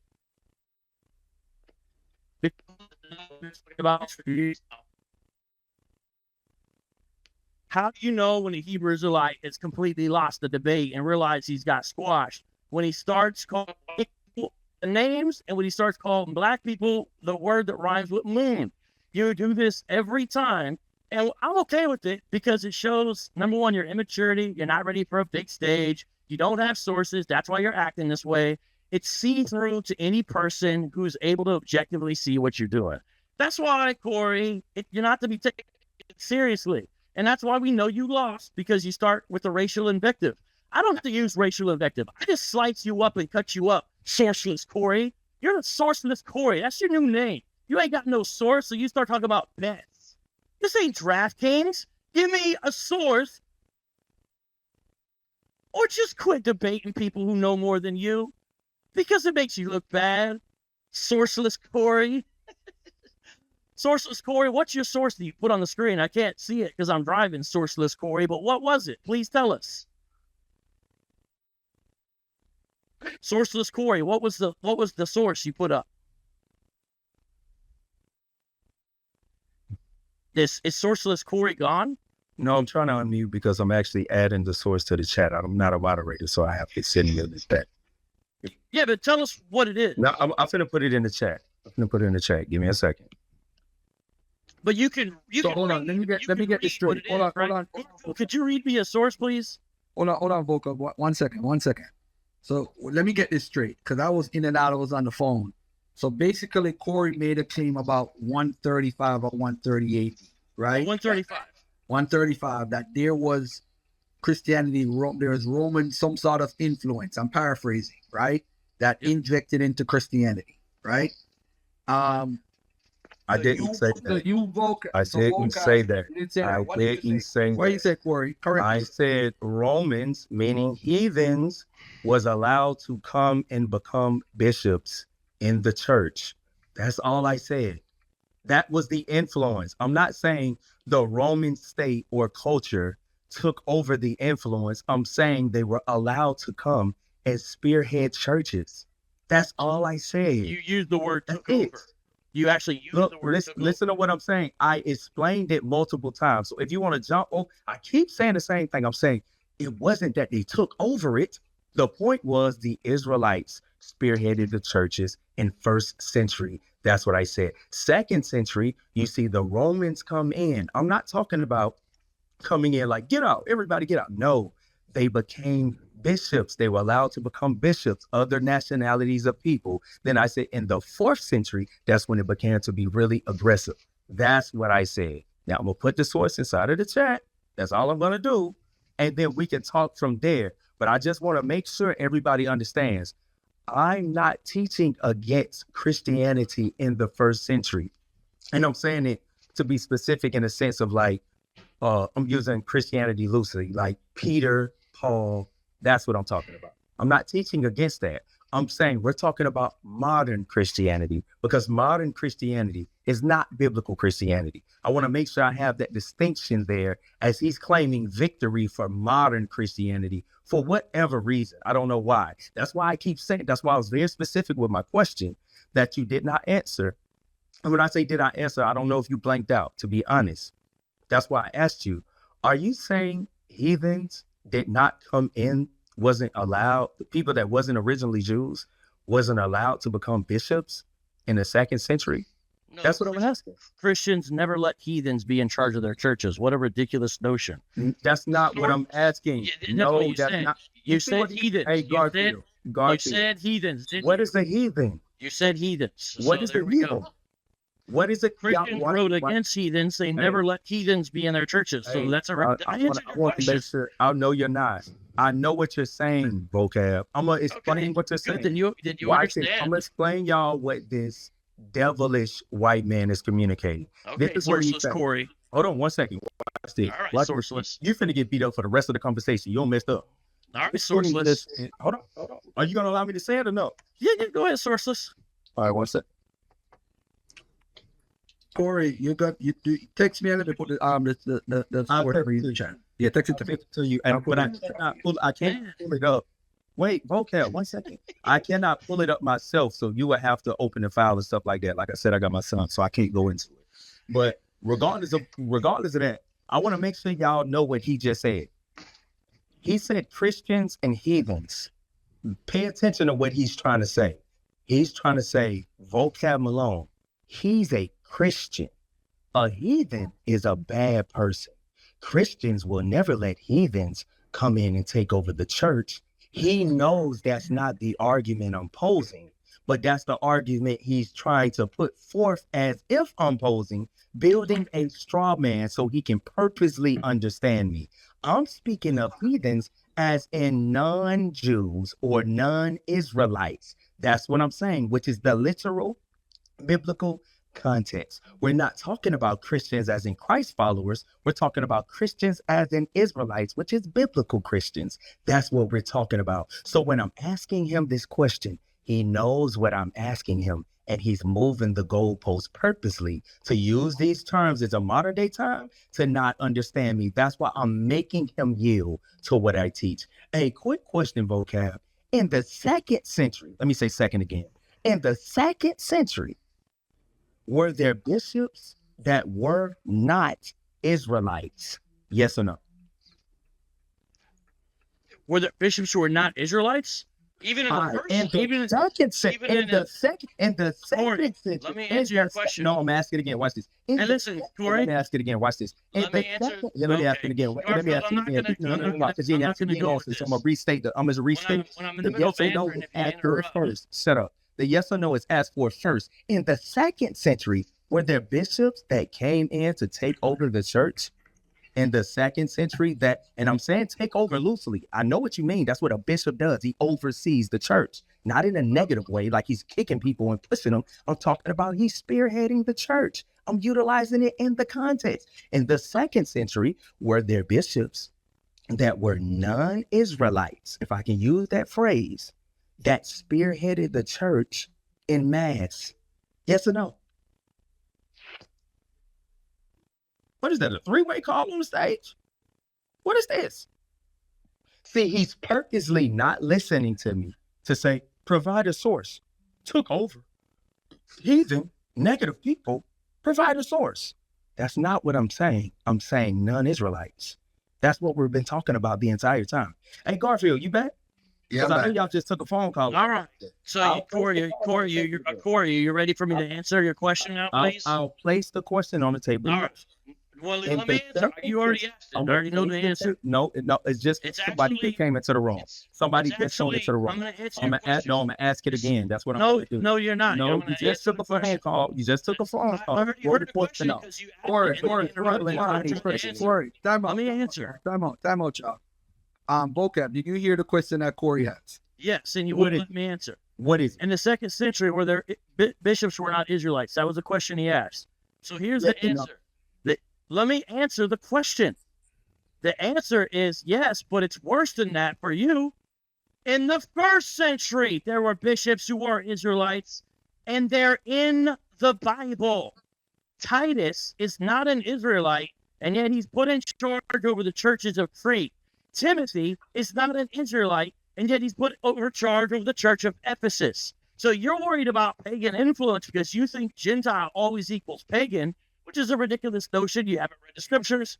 But yet, in the pages of scripture itself, it would behoove you to realize there are Christian bishops who were already not Israelites. Were you aware that Titus was put in charge of the churches of Crete, Corey? Were you aware of that? This is how you answer the question, clean. Sources, Oh, Corey, vocab, were you one thing. aware? Vocab one Were second. you aware? I'm about to answer it clean. Now remember his question. He says, was I aware? Watch this. This easy, vocab. You easy work. You don't know the level of Clubhouse. I just made him yield, y'all. This is his position. He said, were you aware that Titus was the bishop over the church in Crete? Yes, I was aware that Titus was the bishop over the church in Crete according to the Bible, but you just claimed that Titus was not an Israelite. That was an assertion. You made another assertion that Timothy was not an Israelite. That was an assertion. You asserted it twice. So that's what you did. So quick question. What biblical proof that you have that cleanly says Titus's nationality? Book, chapter, verse. He wasn't circumcised, and he's not described as one of the members of the circumcision party. I didn't ask you that. Yeah, well, that's the answer. I didn't. So- Now notice, y'all, he so- disagreed with me with the No, I second didn't. century point. He All said right. non-Israelites Corey, came you into just- the you just church spoke for and a took while. over it. Non-Israelites. I was wondering, why is he arguing with me? Hey, no, I didn't. I just answered your question. I'm going on offense now. Okay, Corey. I'm going on offense. When you, that's fine. But Hey, as lawless as long as we lawless can- vocab. Oh, look, Going on you're trying to imitate me. I love it. You're trying to imitate me with my nickname for you. You started off with Mr. Whiteman. You realized it was lame. So now you're going to lawless because I got you as sourceless. Man, you're a mockingbird, Xerox, copycat shadow if I ever saw one. You imitating everything I do, walking right beside me. I like it though. So the answer is Titus was not an Israelite, and you know it because Paul didn't force him to be circumcised. He specifically spoke about this. The reason why he didn't force him to be circumcised is because he wasn't a Hebrew. It's right there in the scripture. Now, if you haven't read it, it's not my problem. But what did Paul do now? Well, what did Paul give us? Size Titus.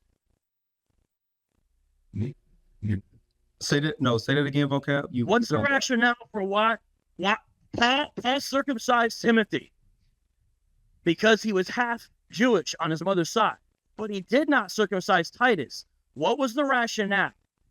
What's your So explanation Bible for what does not Paul say did not the have Titus Bible does not say circumcised? that Titus was not circumcised. The Bible says specifically that he was not compelled. When you go into the Koine Greek, it means forced to be circumcised. I was not forced to be circumcised when I was circumcised. Doesn't mean that I was not circumcised, vocab. Vocab, I asked you a very specific question. Now, y'all watch this. Make sure y'all understand. I was wondering why. Can you read the verse, please? Hey, I'm gonna speak on my time, and you can Yes, speak on your You can time. read vocab. the verse, Hey, please. vocab, I know you're a white man. Galatians I know you're a 2:3. white man. You're trying to enforce your oppression on me. Galatians But 2:3. I know you're gonna enforce the oppression. It's interesting. You I think know the you gotta Bible's force it. oppressive. But Because listen, oppressive I know is you, bad I'm talking about ideology. you oppressing. read Because you're not in the Galatians Bible 2:3, besides in Malachi and Obadiah. 1 second, King. Let me finish. Sources. Let me Please finish. read Galatians Hey, let me 2:3. finish.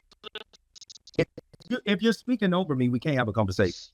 All right, sourceless. All right, thank you. So notice he yielded to me. I want to make sure everybody understands it. I No, I said, didn't, liar. why is he saying that it wasn't non-Israelite bishops that came in the 2nd century en masse to take over the church. That's all I said. But he was saying, no, like the Roman Empire, forcing them, controlling them, doing different stuff like in the Maccabee. No, I'm saying, no, not like that. I'm saying they led the churches and they were not Israelites. He yielded. Do you see how when you having a conversation back and forth, he yielded because he knew that it was multiple sources for that. That's the point that I was saying. And that's what I said to you originally, that they came into the church and they're the bishops. That means they took it over. Bishops meaning running the show. You're retarded. That's the issue. So you yielded to sourceless Corey. I want to make sure you understood it was many sources for the claim. I thank you. Now that you're done trying to misrepresent me, I asked you a very specific question. I noticed, y'all, he cannot present his claim. He said Titus was not circumcised. It was Israelites that was not circumcised. It was heathens that was not circumcised. It was heathens in the Bible that got circumcised, like Ishmael and his progeny. And then it was heathens that was not circumcised. That does not dictate whether you're an Israelite or not. That's fucking retarded. Now, I'm going to ask you the question again, and I'm going to see if you're going to answer it directly. If not, then I'm going to ping you in the a vocab. What nationality was Titus by name? Hold on one second. Your savior. Garfield, your savior. Hey, vocab. What nationality was Titus by name? Corey, I don't want this to be derailed. Listen, you gotta give him his time though. You gotta give him his time to for So are you gonna say that to him, or are you just yeah? Both of y'all gotta get y'all time. All right, so say it to him. I'm waiting. All right, go ahead. Mute up. No. Say it to him. Garfield, it's on you. Say it to him. Yeah, both of y'all got to give each other. No, say it to him. You just said it to me. Say it to him. Get out of here, man. You pull it off. I wanted to make sure everybody understands Brother Garfield always have a major bias. Let me get back to the question. Hey, quick question, vocab. No. No. I thought Garfield. I thought you said I can have my. You don't get them. Corey. He never got a chance to respond, and then when you asked him, yes, he did. He said one thing, and then you went back again on the right. He never talked, bro. Garfield the whole time. Oh, he's texting you. No, I'm telling you, he never. He's texting you, isn't it? Nobody need to text me, man. I'm here, man. So Garfield, now before we let's plead to moderation. Hey Garfield, what just happened in the last 5 minutes, then? You asked him a question about Titus. Mm-hmm. He said something about Titus is not an Israelite, right? He's a Hebrew. He's not a Hebrew, and that's why he wasn't circumcised and so forth. Then you answered and asked a question. He said one thing, and then you went. Wait. He went. What did you say? He asked and answered the question. What did you say? He gave a response to one of your questions. And what was the biblical nationality of Titus? He deflected, did not answer that, and he said that he was not circumcised. That's what he said. He did not give us the biblical nationality of Titus. Then he expounded He expounded on that and then forced the conversation to circumcision and being compelled to be circumcised. Incorrect. That's what he did. Then incorrect. Why? Okay. Incorrect. And let me tell you. Is he allowed to speak over me, or are you going to tell me? No, he got to respond, Corey. He got to respond to what? If I'm pleading to moderation, I'm talking to you right now. Okay. This is crazy. Your bias is crazy, and it's telling Garfield. What I'm saying is, he asked me a question. Then I get to control the show. Garfield, what's happening? Interact with what you're saying. Garfield, what's happening right now? Hold on, Vocab. Let him finish. Finally, get your time. Finally, he speaks to his God. Okay, in the point of Galatians, because you're demonstrating your favoritism. Now let me continue. I don't mind it because I like fighting 2 or 3 people. Garfield, you can get in on it too. In the point of Galatians, I expounded on what is wrong with this white man keep talking. What's wrong? Oh man, this is crazy. Hey, Garfield, what's happening? Corey, Garfield, what is happening? Garfield. Hey Garfield, what's happening? Hold on, Vocab. Let him talk. Let him talk. There you go. Time. There you go. You're gonna get all the time you want. Oh, yeah, sure. Look at him, Ben. Look at him, Ben. Go ahead, Corey. There you go, Garfield. Pick yourself up. Pick your loins up. Hey, in Galatians 2, I asked them for the nationality of Titus. That's what I said, and the biblical proof of it. I didn't say anything about whether his rod is circumcised or not. We see that practice being done in heathen culture and in Israelite culture. That is not any type of proof test of Titus' specific nationality. Then, when I answered his questions about the bishop and crate and all of that, and we came back to it, I'm asking him the same question again. It's the same question again, Garfield. So if you're going to allow him to do what he's doing, you got to allow me to do what I'm doing. You can't be unfair. Now, I'm asking him a question, and I'm going to ask it again. Hey, not Garfield. What? Hey, Garfield. Hey, Garfield Vocab. 1 second. What was Titus's nationality according to the Bible? Not what was it not? What was his nationality according to the Bible? Book, chapter, verse. We're going there right now. Galatians 2:3 says that Greek was his nationality. Galatians 2:3 is the answer to your question. And earlier in the conversation, I brought Galatians 2:3 up, and I said, please read Galatians 2:3. You didn't realize the question had been answered a long time ago. But in your bluster, and I know why you're doing it, it's because you got embarrassed because you made these claims, and then you tried to walk back your claims and say, that's not actually what I said. Here's what I actually said. You totally revised your claims and changed what you said a number of times. You're so wishy-washy, and you're trying to do alternative history on the fly. We know what you said. You didn't say what you said the last time when you repeated it back. You totally soft-sold what you said, and anyone can listen to what you said. You walked it back because you know you have no claim. You have no source for your claim. And then when we tried to go to 135, you still have not brought a specific source. You brought a date. So if you're going to bring a date, we need a source for it. You never did that. That's why you resorted to all these other lame tactics. Anybody who knows how charlatans deal sees that you have been completely exposed, sourceless. You're sourceless Corey who has no sources. What you have instead is showmanship appealing to the audience. Sure, you can win there, but that's only going to get you so far. When you get into other platforms where it's not the little echo chambers, you're going to be exposed as the absolute fraud that you are. That's why I'm okay with however you want to take the conversation, but what I won't be okay with is you not allowing me to answer any question in any kind of detail or make any response statement. Now, the reason I know you're doing that, though, is because you're afraid of what I'm going to say to you. So what you do is try to say all these other things. Oh, look, he's trying to control what's oppressive. It's him and Garfield. Woe is me. Because you know that I'm going to bring more challenges to your position. Your position's already been destroyed because of Galatians 2:3, which says that Titus was not compelled to be circumcised because he was a Greek. Some translations will say, although he was a Greek. So I don't know what you said. The Bible never says his nationality. I don't know what book you've been reading. It's not the Bible, because the Bible does say his nationality, indeed. And that makes perfect logical sense with him not being circumcised, as well as Paul not compelling him to be circumcised. I would ask you a further question, and I guarantee you want to talk about being a betting man? I bet you will not be able to answer this question. You'll do a bunch of filibustering. You'll come up with some new lame nickname. You'll do all kinds of other stuff. You won't answer this question. You said if you look in the Koine Greek, it proves what I'm saying in regards to the circumcision. You tried to pull that card. Corey, what in the Koine Greek proves that Titus was not a Greek, or that proves that Titus was circumcised, even though the text clearly says he wasn't circumcised? Is it something about the inflection? What about the Koine Greek? Is it in a genitive case?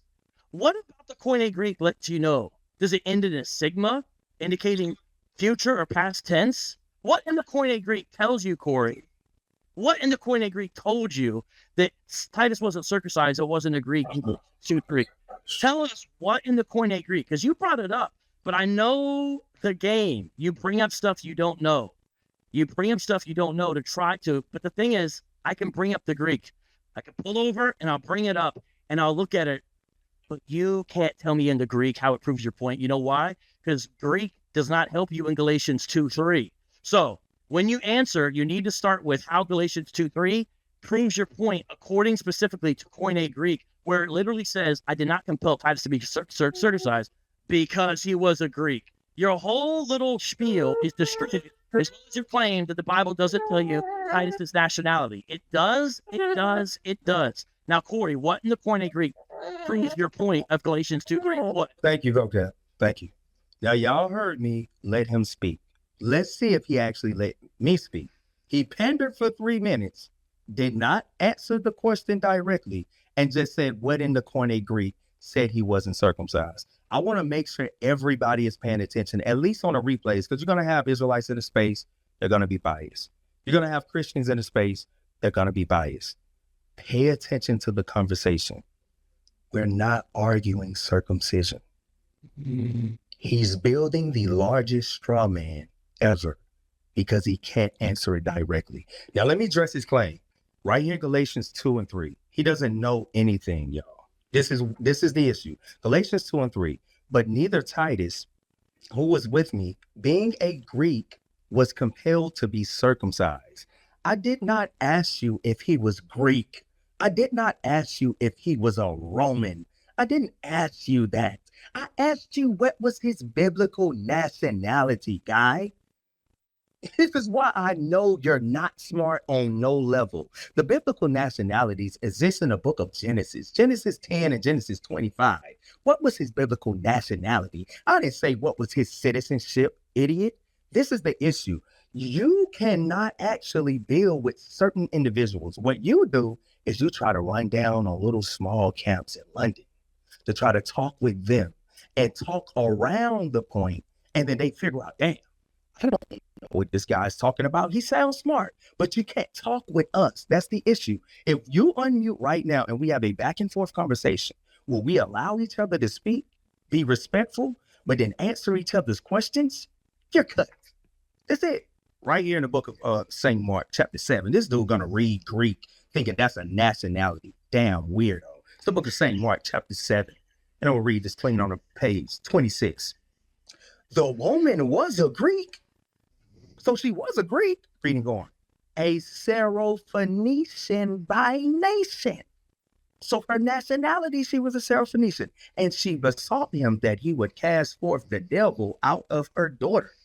You don't know the Bible. A Greek is your citizenship, just like Paul was a Roman. Yes, the Bible teaches that cleanly. Vocab, you got a little background noise. It's like the little dice in the window that you got hanging while you door dashing. If you can't, just mute up, it's making too much noise.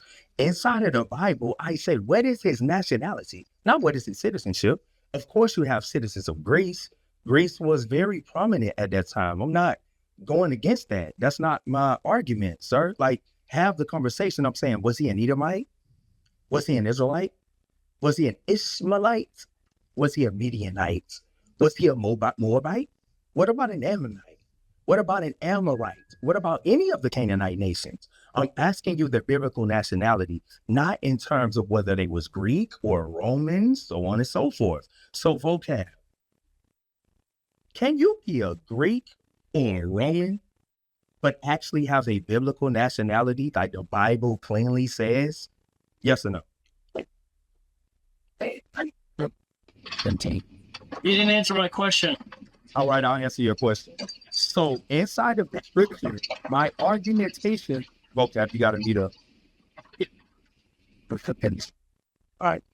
Inside of the scripture, my argumentation had nothing to do with whether his rod was circumcised.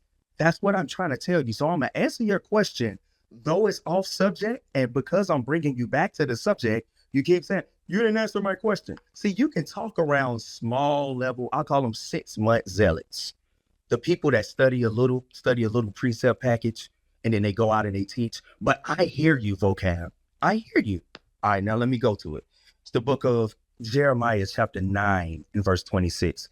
Egypt and Judah and Edom. So these will be 3 different nationalities. Mizraim, Edom, Judah. And the children of Ammon, which is the Ammonites, and Moab, they both descended from Lot. And all that are in the utmost corners that dwell in the wilderness. Notice there's a party of Israelites included. For all these nations are uncircumcised. Reading on. And all the house of Israel are uncircumcised in the heart, meaning they don't go after God's laws. So when you see you're uncircumcised in heart, you're not doing God's laws, therefore you're not circumcised. When you're literally uncircumcised, it actually included a whole group of Israelites, meaning you pleading to circumcision is not a biblical point, but you don't understand that. Even in, I believe in the Maccabees, you had where they could not get circumcised. And if they circumcised people, the Greeks was killing them. Throwing their babies off of buildings and all type of stuff. Vocab, I'm quite sure you're familiar with that historical document in the Apocrypha. So what I'm trying to communicate to you is circumcision is not a plea to nationality. So I want you to answer the Jeremiah 9:26, but right now I'm gonna deal with Galatians 2. All right, so coming back, I said nothing about Titus being circumcised or not. The scripture says he was not compelled, meaning forced. That's what it means. I'm not pleading to whether he was circumcised or not. There's not enough. I actually had this conversation 6 weeks ago with an Israelite, a good Israelite brother. And we had this conversation. It's not enough information that really communicates whether he was or he wasn't. It says he wasn't forced. So it seems as if he wasn't, or it seems as if he was. There's not enough biblical information there. But this is not a plea to nationality, because we were talking about Titus and Timothy spearheading being bishops over the church. I did not forget the argument that you made when you proved my point. The only reason why we're arguing Timothy and Titus is we're arguing their nationality because they were over the church. Now that we understand Jeremiah 9:26, knowing that it was Israelites, not circumcised, my question to you is, what is the biblical nationality for Titus? Not his citizenship, but the biblical nationality. Book, chapter, verse.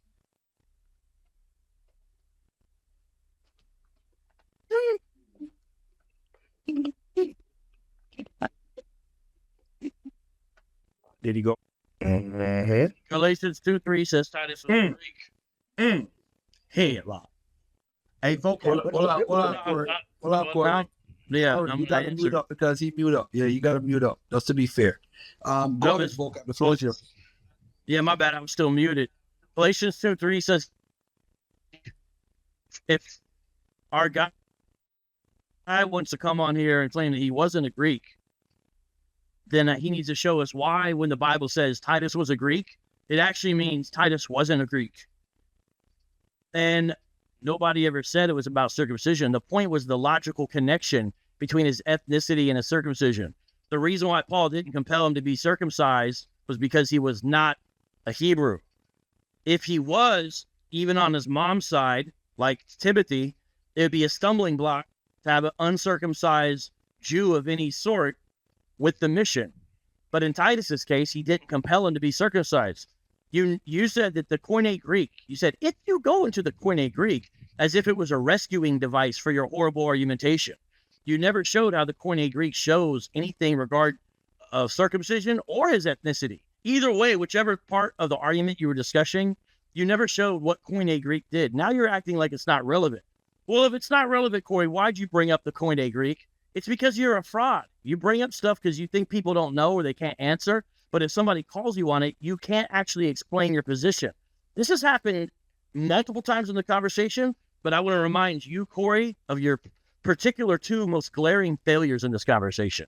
When I asked you for a source for 135, you still have never provided a source for what you were saying. Regardless of what your argument actually was, because you claimed I was building a straw man against you in that, which is false. I was just going with what you initially said. Regardless of what the argumentation was, you still would need to be able to provide the source. Regardless of what you never did that. You never had a source for your 135 claim. You changed it to try to ask me a question about Israelite bishops. Before you were trying to make us do a bet. It's just complete amateur hour with you. That's why you had not brought a source for 135 and instead started asking me about my sources. That called you out on a bluff. I brought up Tacitus. You never went into Tacitus because the point of Tacitus was showing that you don't have Romans taking over Christianity or anything like that. you have Romans persecuting the Christians. So it's just totally historically uninformed, every argument you've made. So the two big glaring failures you need to be reminded of are where you said, oh, in 135 this happened. You have never provided a source. If it's easy, you keep on saying, wait a minute, wait a minute, wait a minute. It's been multiple minutes. You still have never done it. Then when you try to act as if the Koine Greek was a rescuing device for your bad position, you never explained how the Koine Greek shows you that Titus is not a Greek, even though Galatian literally says he was a Greek. But even Titus, who was with me, was not forced to be circumcised, though he was a Greek. It says it. So it's like, why are we acting like it says something else? Because if you read Galatians, the whole point has to do with freedom from the law and bondage and Jew and Gentile alike. And the Titus element is a living testimony to that. So I'm asking you to prove, since you can pick up the Greek, even though you brought it up, if you can't do it in the Greek language, the Koine, as you mentioned, then just tell us why you know Titus wasn't a Greek, even though it says he was a Greek. This idea of, well, he's a Greek citizen.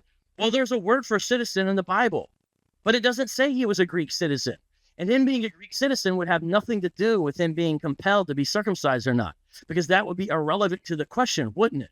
So what does that have to do with the argument? It doesn't have anything to do with the argument. It doesn't use the word citizen. But how do you describe someone who's ethnically Greek in the Bible? You call him a Greek. So the evidence is not on your side. It doesn't use the word citizen. That's why he wasn't compelled to be circumcised. And you still have not brought your source. And you still haven't showed how, even though Galatians 2:3 says he was a Greek, you have not brought a source or any kind of refutation to tell us why you know he wasn't a Greek. So even though Galatians 2:3 says he was a Greek, why are you telling us it's that he wasn't a Greek? And if the Bible wanted to say he was ethnically Greek in the New Testament Koine way, how would it have said it, Corey, besides using the plain phrase, Titus was a Greek? Hold on, Corey. Hold on. Come on, bro. Hold on. Time out. Just to let everybody know, Corey did put the source up. It's from Epiphanius, the Panamera. I got it all. I just want to put it. I pinned it. I pinned it. Thank you. All right, cool. It's not really that deep. I got it. Listen, I want everybody to make sure, because this is one of those conversations. I would admit, I had a conversation like this on Fanbase with somebody. It's real twisty. Like if you, hey, Vocab, I wasn't talking about you. I wasn't ready to. I'm looking at your source. You put up a 7 page. Wait, Garfield, you see what I'm talking about? You see what you introduced? The source. I'm looking at the source. It's time. I'm looking at the source. At all at his time. What's happening there? All right, hold on, Vocab. Let him respond, and then you ask him about the source, and then he can talk about it. All right. Can he mute up? Can the white man mute up? Like, this is weird. Corey. He was very disrespectful, so I'm gonna be disrespectful, Garfield. But I'm saying, make sure he mute up though. You got to make sure you utilize fair moderation. I didn't speak while he was speaking. Come on. Yeah, I'm saying you're allowing him to speak on my time, and you're speaking on my time. I'm just requesting. Go ahead. It's his easy work. This is what I'm saying. All I'm saying is, when you're actually analyzing the conversation, you would see that is not what we're talking about. I want to make sure the argument that we're having. We were speaking about non-Israelite bishops inside of the second century. Did he go taking over the churches? Now, when I use take over in like the quote unquote black paradigm, they understand what I'm saying. I'm saying they were the bishops. They took over. In his paradigm, he think I'm saying that they came in with axes and they took over the church and they pushed the church out. No, I'm saying they were allowed to oversee. That's what I was wondering, why he has this misunderstanding. If you play back the conversation, you will see each element of the conversation. That's what I'm saying. So with the Crusades, with the, I spoke about the white men in the 17, 18, and 1900s who took over the churches.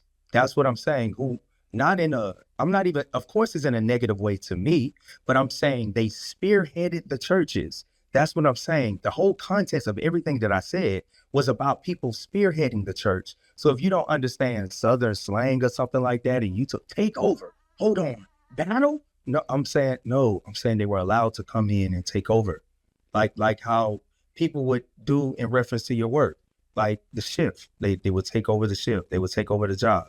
They take over. It doesn't have to speak to violence. So that was your first misunderstanding. But then once you understood me, you agreed immediately. You agreed. Source for what? If you agree with what I'm saying, you misunderstood me, which is why you requested a source. And I knew I could not provide a source for what you're saying because I didn't say that, which is what you kept saying. Hey, you said this. This is what you said. This is what you stood on. That's why I said the replays is on. Would you like to bet it? And generally, just to be honest, Vocab, I can't really say I don't want your family to lose money. But for the sake of the conversation, I don't want to take any money from your family. I don't want you to take any money from mine. The point is to see if you will actually put your money behind your words. And when you stood on pause for 7 seconds, you realize that you were lying, and we can prove it. And that's how Clubhouse goes. So you say, no, I don't want to bet. I don't want to do that because you're a liar. And it was on record. So that's what I'm saying. It's a different type of Israelite that actually hear you. Now notice, he just said that I said Titus was not a Greek multiple times. Now let me ask the fairest moderator in the world. Quick question for Brother Garfield. Did I ever say Titus was not a Greek? Yes or no? No, you never said that. White man lies again. And he said it multiple times that I said Titus was not a Greek, proving again, he does not know how to have a dynamic conversation. I said Titus was a Greek, but that doesn't necessarily speak to his lineage or his biblical nationality. It just says maybe he was raised in Greece. It doesn't clear up nothing.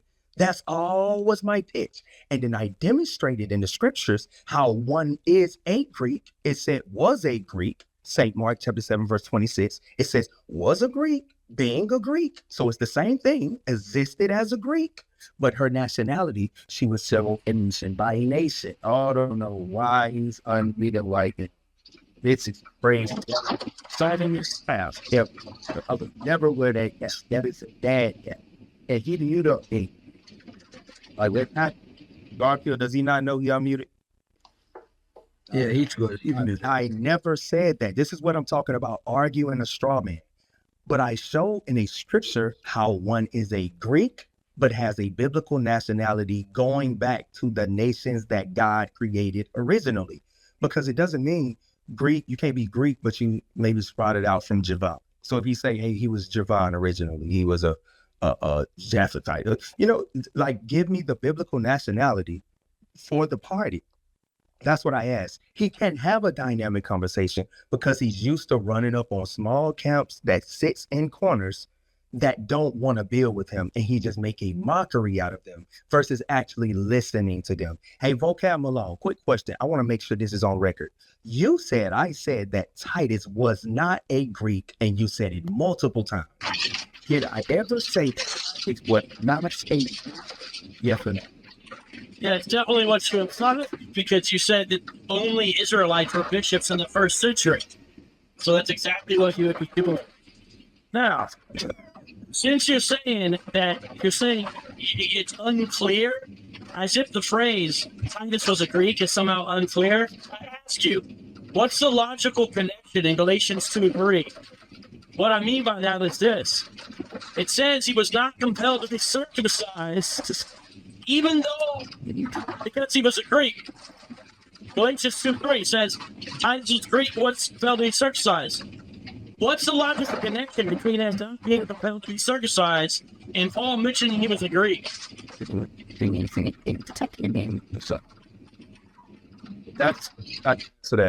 So my position is that because he was a Greek and circumcision around the Maccabean period, I can possibly go grab a scripture if it's needed. I actually just did a whole song on it. But around the Maccabean period, the Greeks were not were being forced to be circumcised. I'm saying Greeks loosely. I'm saying Greeks as in the Israelites, right? Because we may not agree on a lot of doctrine, but it's important for us to hear each other. So then if you want to address what you heard, agree with what you heard, or cut with what you heard, you first got to start off by hearing. So I wanted to make sure that I said that, Vocab. I'm glad you acknowledged that I did not say it. And the way that you did is you said, yes, you said it because by you saying something else, you implied it.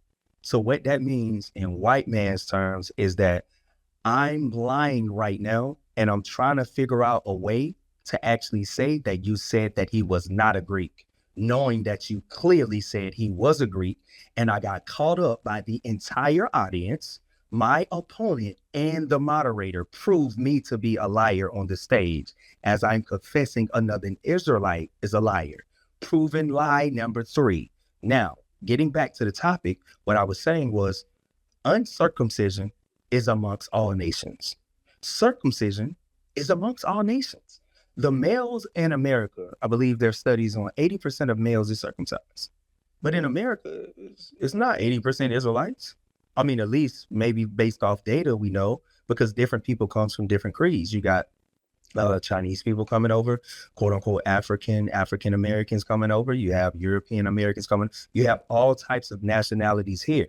But 80% of Americans that's born here is circumcised. So what I'm saying is you have all nations getting circumcised. That's an American practice. Nobody asked my parents were they Israelites and then circumcised me. That didn't go like that. There's plenty of people getting circumcised, and then there's uncircumcision amongst all nations, as the Bible clearly says that you never responded to in Jeremiah chapter 9 and verse 26, because you know it's a headlock for your position. So all I'm saying is this uncircumcision in all parties. You even see that happening in the Torah, where they were told to be circumcised, and then they didn't circumcise a large generation. And when they went into Joshua, they end up, I believe, after the first part of the siege, when they was like building up the stones or something like that, they end up circumcising a large party or whatever the case may be, because it did not happen in the Torah. So you see Israelites not getting circumcised, and you see Israelites getting circumcised. You see that. So you see it on both sides. What I was saying was circumcision is not some type of concept that proves the nationality of the party. And you knew that, but you just think you're always talking to a 6-month zealot.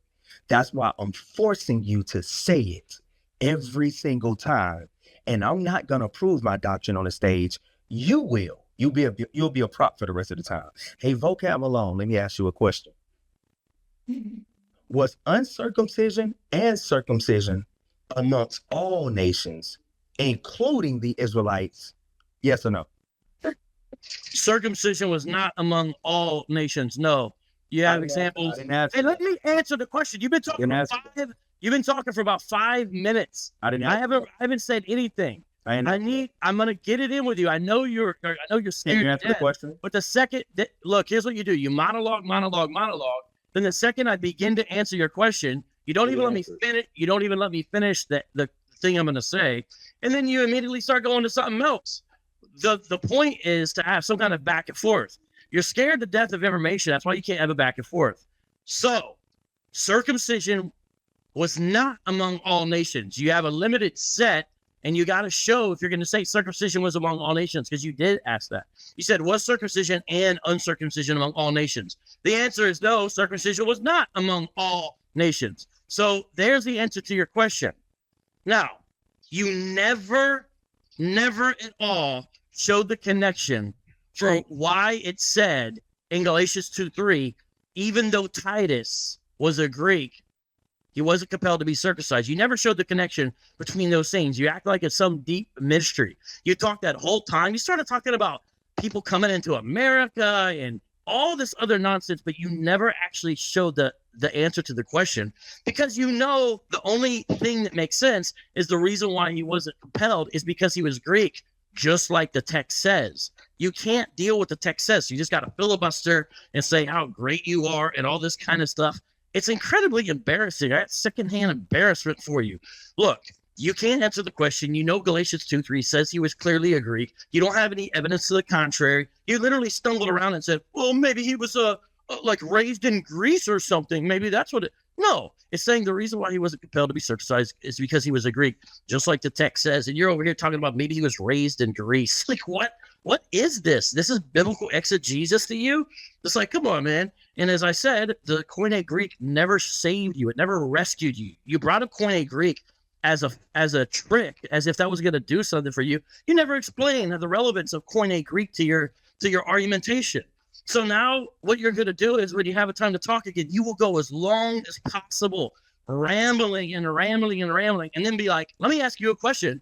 And then the second I begin to answer, you won't be able to let me finish. Now, Sourceless Corey, the whole time I have been demanding that you put up your source for this 135 claim. You've totally revised your claim from what you originally made. That's already problematic enough. But here's what we need to do. You literally posted a 7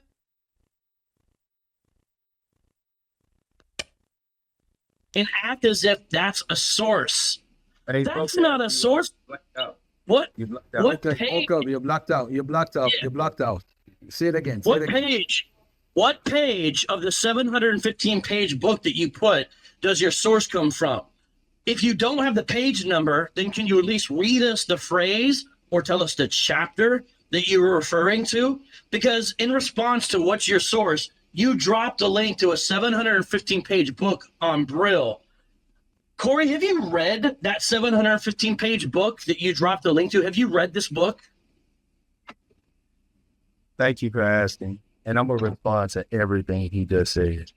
Yes, that's my first answer. Secondly, I'm going to do exact vocab. Can you need a, like, you just... Yeah, now I have a follow-up. Just like you asked me a follow-up, I have a follow-up. Okay. No, I didn't ask you no follow-up. Yes, you did. Allow me to ask you no follow-up. Multiple times, that's what you did. You did not allow me to ask you no follow-up. What is the book? What is the book about? Garfield. What is the book about? Garfield. What is the book about? Hold on, guys. Hold on. We got so. What is the book about? What are you talking about? I was going to answer it. All right, let him answer, vocab. This is retarded. What's the book about? Shut up. What's the book about? Sourceless. Daddy, you already said it. Sourceless. You're going to answer that question? I posted a source. I mean, you're right. Sourceless Corey. What is the book about? Sourceless Corey. Garfield. Sourceless. What's the book about? Vocab. I'm gonna do this on his time. Vocab. Yeah. You got it. Crashing out. You got to let him answer. All right. As long as He thinks he got you against the rope, so that's why he's trying to get. He's crashing As out. long as Sourceless can give us a page number, Crashing out. chapter number. We got to It's funny. It's funny. Crashing out is destroying your position. It's hilarious. Give him a chance. Give him a All right, chance. tell them what the book's about. Sourceless. Go ahead and Sourceless Corey. Look at crashing out. Now, Garfield, do you see what he just did? You understand that that's coming on his time. Do you understand that? Yeah, go ahead, my brother. I thank you, Garfield. He's coming. Did anybody teach vocab who I was? I can troll way better than him. He's way too proper. We know where he come from. Nebraska is not going to save you in trolling. I just want to make sure I say that. Now, the source, this is Epiphany. Nebraska, what are you talking about? What is he talking about? What is he talking? What are you talking about? What are you talking about, Nebraska? Look at him. He's upset. Hold on. What are you talking about? Vocab. You gotta let him finish. You gotta let him finish. Vocab. You gotta let him finish. What's the book about? What's the book about, Sourceless? It's not gonna save you for this conversation. The Boy Scouts. What's the book about, Sourceless? Look at Garfield. What we doing here? I know y'all got on matching hats, but what we doing? The little witch talk. Corey, you can't troll the moderator. You can't troll the moderator. All right, vocab. Let him respond. Let him respond. Yeah, what's the book about, Sourceless? Beautiful day in the neighborhood. Catwin. Look. Go ahead, my brother. Okay, so I'll continue to speak. That nigga got mad because I knew he was from Nebraska. That's crazy. All right, so Epiphany is an Israelite. When you go into the term Panarian, it's going into heresy. So Epiphanius was like a major hater of like what do you call like Judaism. He was like a Christian on crack. You know what I mean? That's what he was, like going into Gnosticism and mysticism. That's what he was. So that's what the source is about. So it's more so heresies. So he's going into he's calling everybody out. You know, like for an example, I would give it, let's just say if you actually was an Israelite vocab, but then you also hated Israelites like you do. Let's just say if you wrote several books on it. If you wrote several books on it, like heresies against Christians, because he did that, heresies against Israelites, the beginning, my bad, some just fair. The first century Israelites, he went into the Nazarenes, the Quartodeciments, he went into the Ebionites, Ebion himself, he hated Ebion. That's what it's about. So he's going into the heresies in which he feels is heresies that was in the first century, second century, etc. So we have the book. I know you feel like Black people don't read, but we can read a little bit, vocab, okay? So that's what the source was about. Now, I'm not giving the page number. I'm just going to do what you said do. So punch in the word Christian. This is what he said. I can't do it right now because I'm active. Just like I can't do it right now. It's taking me a long time because I'm active. So I can't, you know, we both said that our hands was tied. So I can't go to the inserts right now. We'll punch in Christian. Then that'll help you if you actually look it up on Internet Archive, or you just grab the link itself and you go through your iPhone, punch that in. I can send the books to, I think that's books 2 and 3. I may have sent in the wrong thing, but you got books 1 and 2 and 3 that he did. So he went in heresies on the Christians and heresies on the Israelites, and he speaks about the a non-Israelite paradigm coming in to oversee the Christian churches. That's when they started to come in kind of heavy in the 2nd century.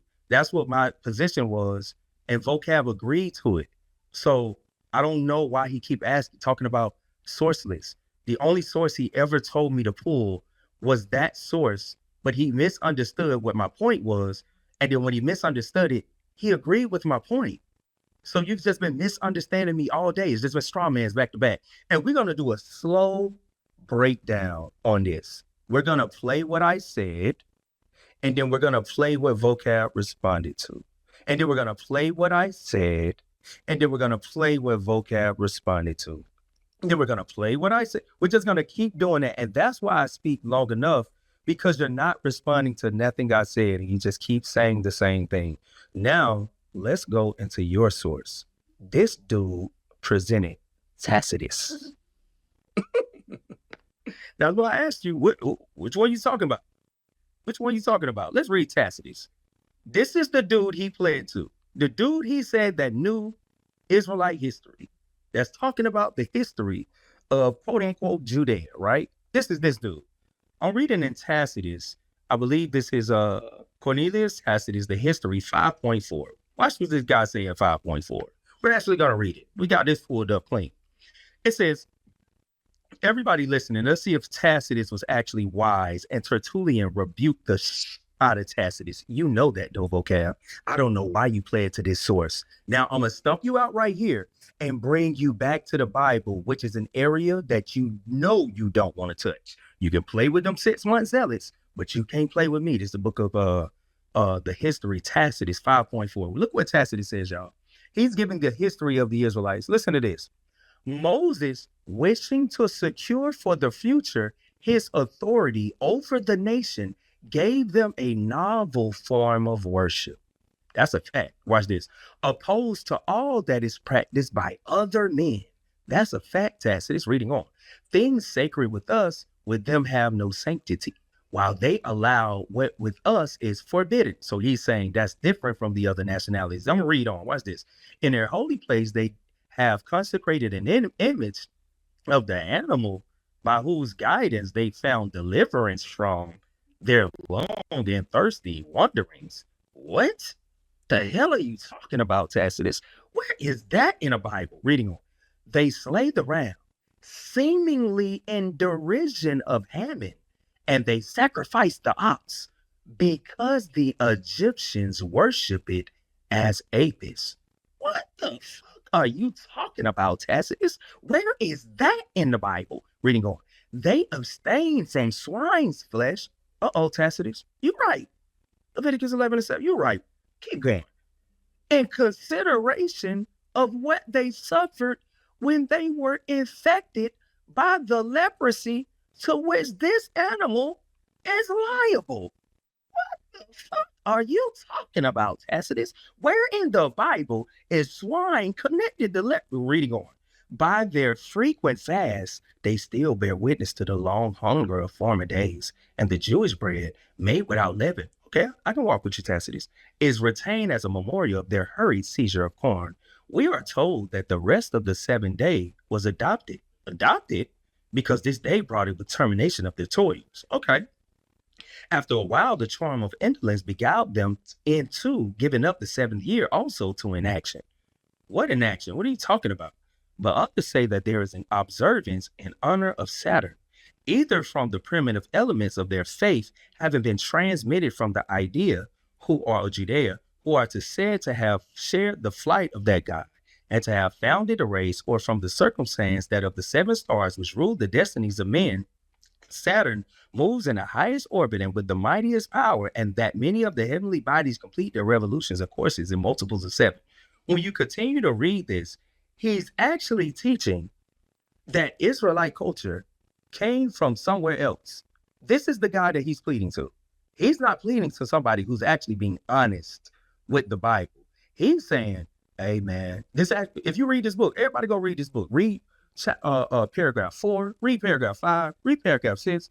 He's pleading to Tacitus. You had individuals that hated Tacitus because he was a fucking liar and he was making up shit. What are you talking about, swine and leprosy? What are you talking about? And this is the guy that he pled to.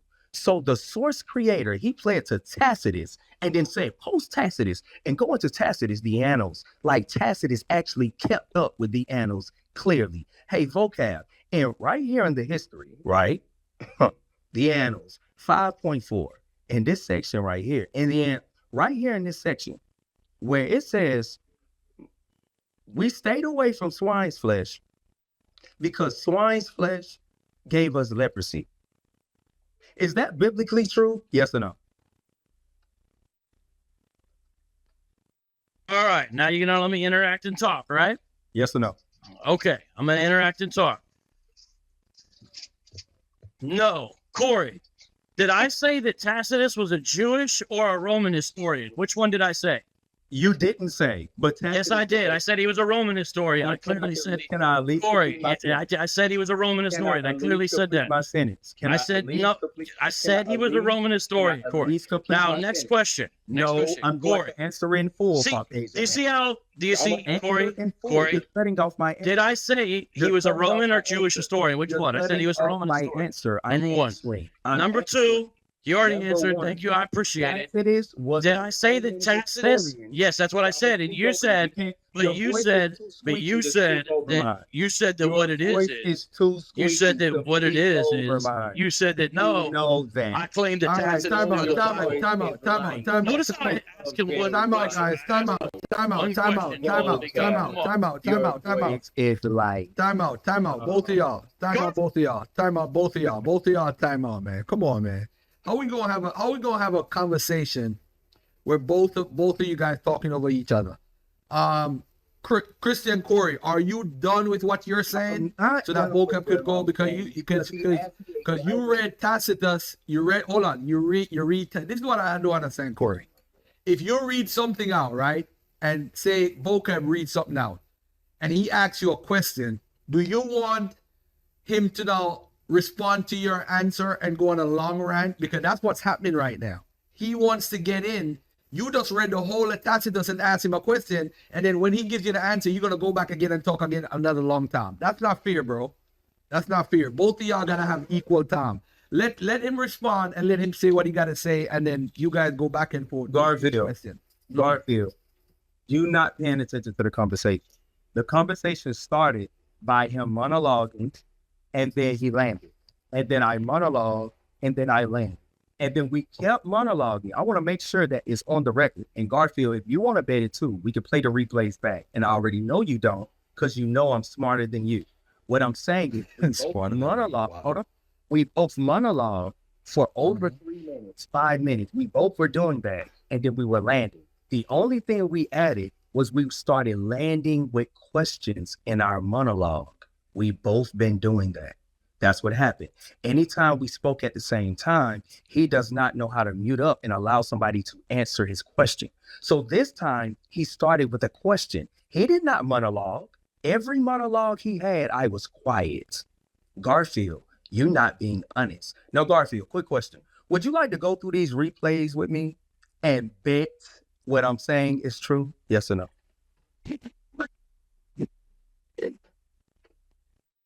Did he go? Then Garfield, you get Exactly. Garfield Are liars. Garfield, you're getting With the replays. totally punked on your own show, Most of man. my answers. All right, now Corey, let's continue on. Let's continue on, I'm going to please. continue with my answer to the first question. Oh my gosh, you just went on and on and on and You on. cut And now my you're going on. You cut my All answer. right, all You right. asked me to answer the question.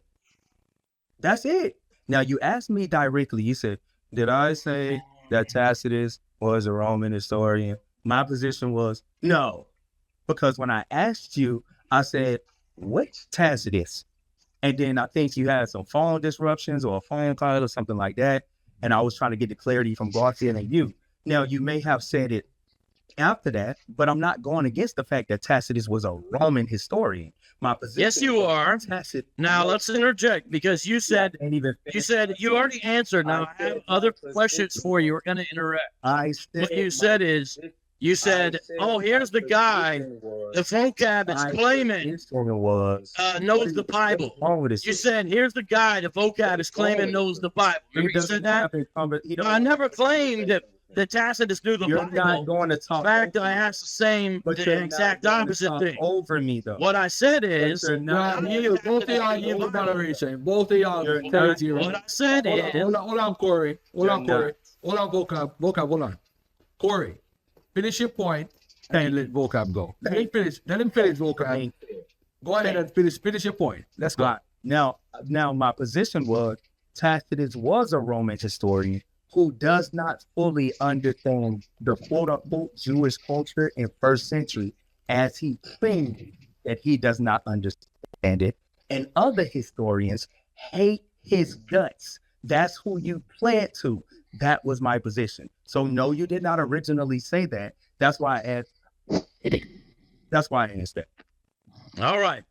Tacitus, if you knew anything about ancient Greco-Roman historians, I have a number of books by Michael Grant, who's an expert in the field, was actually highly respected among Greco-Roman historians for his accuracy to detail. The example that you gave regarding Tacitus had to do with ancient Jewish history. So if you understood the way it would work, Sourceless Corey, when historians get closer to their own time, they tend to be more accurate because you weren't talking about the first century when you were talking about the Moses situation. You were talking about a different time. So your claims are all bunk. You didn't even know who Tacitus was, and now you're claiming you know that historians hate his guts. It's lie upon lie upon lie. I never said that he knew the Bible or Jewish history. When you did your rebuttal, you said this is the guy Vocab is getting us to go to as the one who knows the Bible or knows Jewish history. On the contrary, I literally said the opposite, because what I said was Tacitus derided Christianity. I made that point several times. I even made the quote that he called them haters of humanity. The point, if you remember, Sourceless Corey, was that Tacitus is an example of the Roman gentry, the Roman elite, who dislikes Christianity and documented the persecution against Christians by the Roman Empire. All that does is show that Rome didn't take over Christianity. They persecuted them, and the Romans were resisted by the Christians. This is something you need to be able to follow to properly understand this discussion that you are having. You didn't know which Tacitus was. Anyone who knows first century Greco-Roman history, when you're talking about Tacitus, knows Tacitus is Cornelius Tacitus and knows some of his works. You were out to lunch on that. Now you're acting like an expert. You're telling us that other Greco-Roman historians hate his guts. Please tell us, who are these other historians who hate his guts? Please tell us, Sourceless Corey. You're not going to be able to do it because it's poppycock. So you didn't know Tacitus. Now you're acting like you're an expert on Tacitus. Now you're reading something irrelevant to the original quotation. I mentioned he derided Christian religion because he also derided Jewish religion. And I mentioned that he derided the Christian religion a number of times. The point was not to show that he knew the Bible. The point was not to show that he knew Jewish history. The point was to put to rest your claim about, oh, look, the Christians let the Romans take over. They never did. And the persecution I gave was evidence of that sourceless Corey. Now, in regards to the source you tried to pull out of nowhere after an hour of waiting, and then you say, well, maybe I gave the wrong book. Actually, I think it was a different book. You don't even know. I do know it's a hard name to say. Epiphanius is because he's a Christian apologist. He's a Christian apologist. You try to say, he's an Israelite because he was born in Palestine. It actually doesn't say his ethnicity, but he was a Christian apologist, and he's not writing in the 2nd century. But your claim was that, in 135, the Romans took over the Christian churches. Well, why are you going to a 4th century source? He's writing in the 300s. Why are you going to a 4th century source to try to prove something that happened in the 100s? That doesn't make any sense. Also, the book is not about what you're saying about an Israelite state of mind being taken over by pagan Roman philosophy or some other nonsense. In fact, you even mentioned it yourself. You don't even understand when you're contradicting yourself. This is such amateur hour. You said, Epiphanius, he hated Ebion. That was perfect, because if you know anything about early church history, the Ebionites, and there's no guarantee there's even someone named Ebion. Ebionites is not necessarily named after the founder of a sect. There's debate about that. The Ebionites has to do with poor ones, is where their name comes from, most likely. They were people who said that you had to keep the law. They were trying to push Old Testament legalism upon Christian church. And Epiphanius documents them as being heretics. So in the source where you try to say, look, he's showing that look, these guys came in and took over, it's the opposite. So it's just like time after time after time, you just show yourself to be an amateur. Please show us the exact place in the source of Epiphanius where you're trying to give this source that proves what you're saying. You can't do it because it was BS from the beginning. You've never showed us in Galatians 2:3 that there's a good reason to think Titus was anything other than a Greek. You never explain how the koine helps your weak position. You never explain sourceless, why Paul would tie in a connection between Titus's not needing to be circumcised with the fact that he was a Greek. You never showed how that could make any sense unless he was actually a Greek. You never did any of that. This is awful. And all you keep on doing is bragging about how great you are. Oh, maybe he doesn't know who I am. It's so funny. I've debated Gorilla Hebrew. I've debated Zion Lex. I've debated Jabari. I've debated Tazari. I've went on the street. I'm not afraid of your nonsense.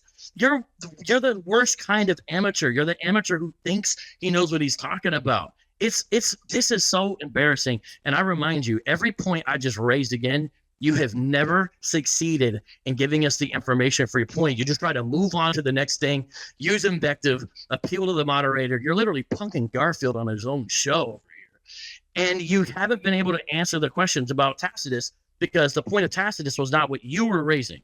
So, Corey, what was my original point why I brought up Tacitus in the first place? Can you explain to the audience the reason why I brought him up and it's relevant, and then show how your use of reading Tacitus, whom you literally just discovered, rebutted that point? Please review that for us.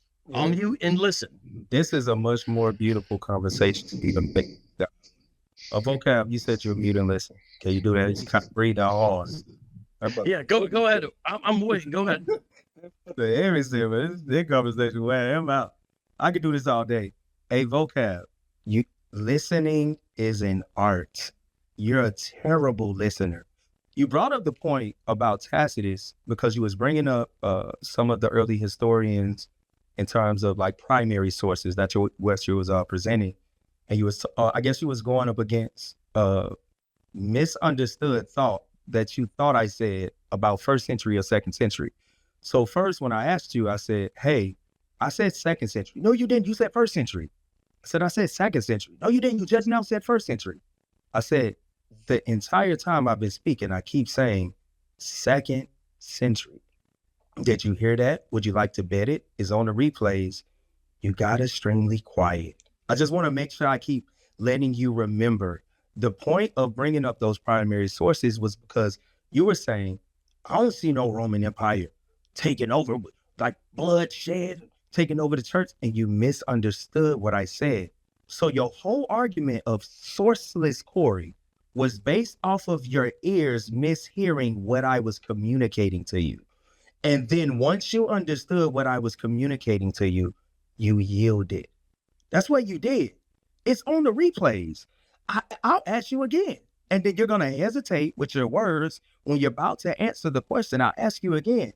When I said you don't know who you're talking to, I wasn't boasting myself to say I'm the best Israelite in the world. I wasn't saying that I'm better than Gorilla Hebrew or Captain Tazarian. It was in a context of listening is an art. Both of those individuals that you named, if you call them directly, they'll probably tell you, nah, that brother here's better than might be anybody in Israel. That's what I'm trying to tell you. So those anybody you bring up, I'm going to make a point out of. They'll tell you I'm one of the best listeners. So that was the point that I said, you don't know who you're talking to. Maybe Garfield should have prepped you for who you're talking to. I hear you. That was the point, Vocab. Now notice he said, you just learned about Tacitus right now. You didn't know who I was talking about. Everybody look at my PTR. This was in 2024, 3-4 months ago, guys. Do y'all see that? Texting multiple people about Tacitus. Do y'all see that? What are you talking about? Low level vocab. Fourth lie. This is just lies back to back. And we're going to do a whole video on it. So we hear you, vocab. You're like the pander that you do doesn't work here because it has to be supported with facts. The only reason why you said present a source, because you thought that I was talking about something in 2nd century that I was not talking about. When you found out what I was talking about, then you yielded. That's all you did. Your critique on Epiphanius is needed because that's what everybody should do. We should critique the primary sources and presentation of so on and so forth. That was the issue. So I just wanted to make sure that I proved you wrong every step of the way. Now, vocab, I want to be fair to you. It's still my time, but I just wanted to ask you, don't take over, but did you land with a question? I just want to make sure that I'm not dodging your question, but don't take over. Did you want to reinsert your question or did you just speak and land? Sure. Yeah, I asked you a question, but I don't think I'm going to get an answer. So what is the question? Why did I originally bring up Tacitus? I just after that. So no. Appreciate it. I said you originally brought up Tacitus. I wanted to make sure I covered it. You originally brought up Tacitus because you thought that I was teaching something about the 2nd century that I was trying to tell you that I was not. I never said it. And your proof for that was that I used the word took over or the phrase took over. And I'm saying, no, I'm using it in my understanding, took over as the literal church. This is not war. Church, like church. The heathens became bishops. They took over the church like that, not like take over how you're looking at it. So you were fighting up against something I was not. No, I never mentioned war or bloodshed, Corey. You're inserting that as if I said that. No, but it's still So my time. I'm not, look, I'm gonna be fair. But Corey, it's still my no, you asked me a question. So look, no, I didn't. Oh my goodness, I didn't Corey. ask you a question. I didn't. Yes, you did. And then you said, well, I didn't. You said, did I answer the question? I said, no.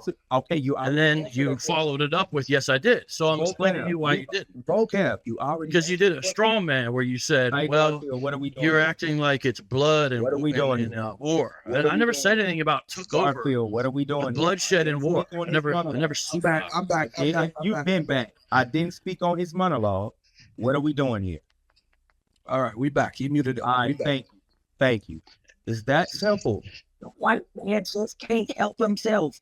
So all I was saying was, when you presented those sources, it was based on something you thought I was claiming just because I used the phrase took over. So in your mind, you thought it was like no. Let me say nope. No, I wasn't saying. Oh, don't. Nope. Be quiet. Nope, that's incorrect. It's incorrect. All right, so Garfield, do you understand I'm going to be speaking on his time? I just want Garfield to understand. You brought on a guest, and he's not respecting your question. All right, cool. I got you. I got you, Corey. I don't know why y'all. You don't. Okay. All right, why am I here? Here he goes again. Garfield, I need Look to talk to you. Uh-oh. Seriously. Oh my God. Why am You I can talk to here him about just that, to right? listen to Corey lecture? You didn't he just lecture? Why? He's been lecturing the entire what is the time. point? If I want Look to at- listen to you, You cut on go everything. and on, He's spazzing out. and I'll just Well, I go mean, like, away. if you look at the live chat, Well, for go example, away, you'll- but you're you'll not see going to people talk on my saying, time. Go "Man, away. Vocab couldn't You're- speak. Why, You why just can't he spoke. speak? You just spoke. Look at the live chat. Look at All the right, live chat. let's look at the live chat. Put Yeah, words in the chat if Vocab Malone is speaking Don't the read the entire actual time. comments. Read the actual comments. Put read words the in the actual chat if comments, Corey. Vocab Malone been speaking the entire time. Read the actual comments. I'm gonna read. Look, the comments is individuals that I've destroyed on this app, and they're only supporting you because they're chatting. Oh, So you read their man. comments. You look. You don't know where you are. You don't know where you are. Hey, put ones in the chat if Vocab Malone has been talking the entire time since the beginning. Nigga been Wait, talking wait. about all type What of are they shit. gonna But put? the What are white they gonna? man keeps Wait, interrupting. what are they gonna put as an alternative then? But You the just white put man. ones. I What are they put gonna- what are they twos in gonna the put chat. otherwise? Put twos in the chat. What was your what do you want to put for the two? I'll let you. You're mainly monologuing, and we're not having any back and forth. I'm No, mainly we're listening both to you. monologuing. Yeah, give me a. Let's honestly, let's see it too. We're both monologuing. Put twos in the I'm chat talking about if that's all- Vocab have Oh not my had an gosh. opportunity to monologue as well. You're talking most of the time, and the second I begin to answer, you cut off. Put and twos then in the go into chat if something else. Vocab have not had the opportunity to monologue as well. Man. Mm-hmm. All right, so now that you just cut me off, can I finish my dissertation as you just gave yours? This is crazy. He's forgetting that he was talking. Nigga came in with matching hats as twins, tripping. Man, you're Can I finish? punking out Garfield on his own joint, man. This is bad. Hey, can I talk on my time? I don't care whose platform I'm on. I stand up for myself. Can I talk on my time? You don't really stand up for yourself. I mean, if you want to stand up for Can I yourself, talk on my time though? then you'll let us Can I have a talk real- on my time then though? you'll- Because then I'm gonna you'll stand let up us for have myself. I know let us Garfield have about to stand a up. real back and So, forth. You no, know, I'm gonna stand up. No. because I'm gonna you talk. let us have a real back and forth. You know, I'm gonna talk on my time. one thing that y'all do is, Why is he allowed to talk? gosh, is this really? Yeah, this is really white privilege at its best. We're gonna do 10 more minutes and we done. Look at this. I can't do this. Yeah, I know it. This is Yeah. this is- Garfield, you got Yeah, phones I on know. your- you got Look, phones now on he look your- at he's your trying to own talk job, on bro. my time. He's trying to talk on my time. All right, go ahead, Corey. They Make your end point. up in all the trick bags. And watch this. Point for point, we're going to do a long, slow breakdown on this. I made a claim that non-Israelites came in and became bishops in the 2nd century in mass. That was my claim. He misunderstood the claim and thought that I was talking about like kicking all the Christians out and then they just in there and then now they... No, I didn't say that. They were allowed to come in. That was my position. You ran with that because of the phrase took over. No, as bishops, overseers, they took over. That's what I mean. And you agreed. There was no source needed for that. And then as you kept saying that I said something else, I asked you to bet it and you couldn't because you knew it was on the replays and it will prove you as a liar. I said Titus was a Greek and I taught that he was a Greek, but what is his biblical nationality? You could not present that at all. But then you also taught right after that I said Titus was not a Greek. The audience cut you. The moderators cut you. We're going to break that down. You've just been lying the entire time, and we're just calling out lie after lie. Now, if you would like to engage with me back and forth about something that's inside of the Bible, we can talk about it. Like, I don't see why we left the Bible once we got in the Bible. You never responded to Jeremiah 9:26 because you knew you were in the major pickle of your life. You could not answer that. Matter of fact, I'll land with a question. Let me read that. I'll just land with a question. I'll make them deal with it or not. This is Jeremiah chapter 9:26. Egypt and Judah and Eman and the children of Ammon and Moab and all that are in the utmost corners that dwell in the wilderness For all these nations are uncircumcised. Vocab.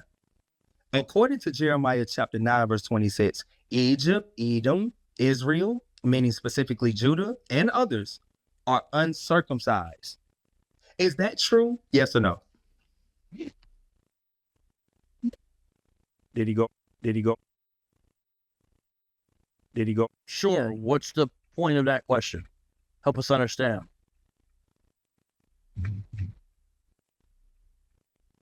Hello? Hello? Well, I don't know if you My dropped. bad, my bad. I'm Did you drop your mic? Did you drop your No, mic? no, it got the you know, I don't know if y'all phone be doing that, but it's like it gets sticky where you press it and then it don't unmute until 8 seconds later. So thank you for asking that. The reason why I presented the scripture is because there's multiple nationalities that's uncircumcised, including the Israelites. So going to Galatians 2 and 3, showing somebody being uncircumcised does not prove their literal biblical nationality. And in the context, it says Egypt, which goes back to Mizraim, being born in Genesis 10. We know that Israel, specifically Judah and Edom, or you can just say Israel, were born in Genesis 25. And I'm talking about chapter relation. They were born around that area. So you see, these are biblical nationalities at the very beginning of the book, regardless of what country that they went over to or yielded to or became citizens or whatever the case may be. Being that there was many nationalities, including the Israelites, that were uncircumcised, my teaching was Titus, you would have to give me his biblical nationality, because just saying uncircumcised is not good enough. So, and I'm going to respond to what you felt like I wasn't responding to the entire time. When I said Koine Greek and compelled, I was talking about the fact that compel means restrain or force. That's what I actually said on the clip before you even challenged me on it. So I was saying the Koine Greek proves that the action was being forced. That's the action word in the sentence structure. He was not forced. That doesn't mean that it didn't happen. That's all I'm saying. He just wasn't forced. That's what the sentence structure means. But let's just say if I went with your position to say that he was not circumcised, even if I went with that side, you had uncircumcision of Israel as well. So that is not a position that you can prove his nationality. That was my point. And you never addressed it ever. And we're going to do a clean breakdown on it. Of course I addressed it. Could you please read Galatians 2:3?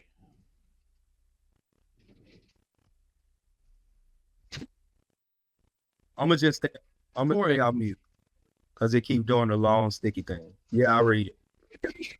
This is Galatians chapter 2 and verse 3. But neither Titus, who was with me, being a Greek, was compelled to be circumcised. All right. So what was Titus being according to that verse? A Greek. Okay. Does it say? And what was his biblical nationality? Does it say a Greek citizen? No, it doesn't say citizen. All right up. It doesn't say the word citizen, right? No. Does it say that he was circumcised? No, it says he was not compelled to be circumcised, meaning forced. So, it doesn't give us let me finish my sentence because you're asking me questions. I'm not your prop. It doesn't say whether he was circumcised or not. It says he was not forced. That was the root of the particular position. He was not forced, meaning he could have did it on his own volition. So that's the point. It doesn't say whether he was circumcised or not. But being a Greek does not give us the biblical nationality. I showed you a proof text of that, St. Mark 7 and 26, showing the person's biblical nationality, though they was a Greek citizen. So my question to you is, what is the biblical nationality? None, sourceless. No, I don't. You asked multiple questions. Yeah, I'm allowed to ask one question that you never asked. Very brief. Oh, so this is a brief question. This is my brief question. What is the biblical nationality of Titus? What is the biblical nationality of Titus if we know that somebody can be a Greek and have a biblical nationality at the same time? Unfortunately for you, there's no such category distinction as a biblical nationality. There's just nationalities, Corey. The idea of you saying biblical nationality that's that old One West phraseology. That's who Bandy's that about. So you even asking the question is silly. So notice how it says Titus was not circumcised, and you're claiming, well, maybe he circumcised himself. So if Titus circumcised himself, you think that Paul just left that out? Paul just left out the fact that Titus went and circumcised himself? So Paul's whole point is circumcision is not required because there's freedom from the law. If you've read the letter, you would know that's the theme. So in that context, how would it go with his theme of the letter to say, well, I didn't ask Titus to be circumcised, but he did circumcise himself. Why would Paul leave that out? You're literally having to insert ghost parentheses to try to prove your point. I saw someone in the live chat say, well, Vocab keeps on going to that same verse. That's because he has not properly answered it. He has not been able to answer. It literally says Titus was not compelled to be circumcised. Corey says, that doesn't mean he wasn't circumcised, even though that obviously means he was circumcised. And then it says Titus being a Greek. And then Corey says, that doesn't mean he's actually a Greek. So this is where we see ignorance, superstition, and tradition overriding what Scripture actually says. Scripture can be plain as day, which it is in this instance.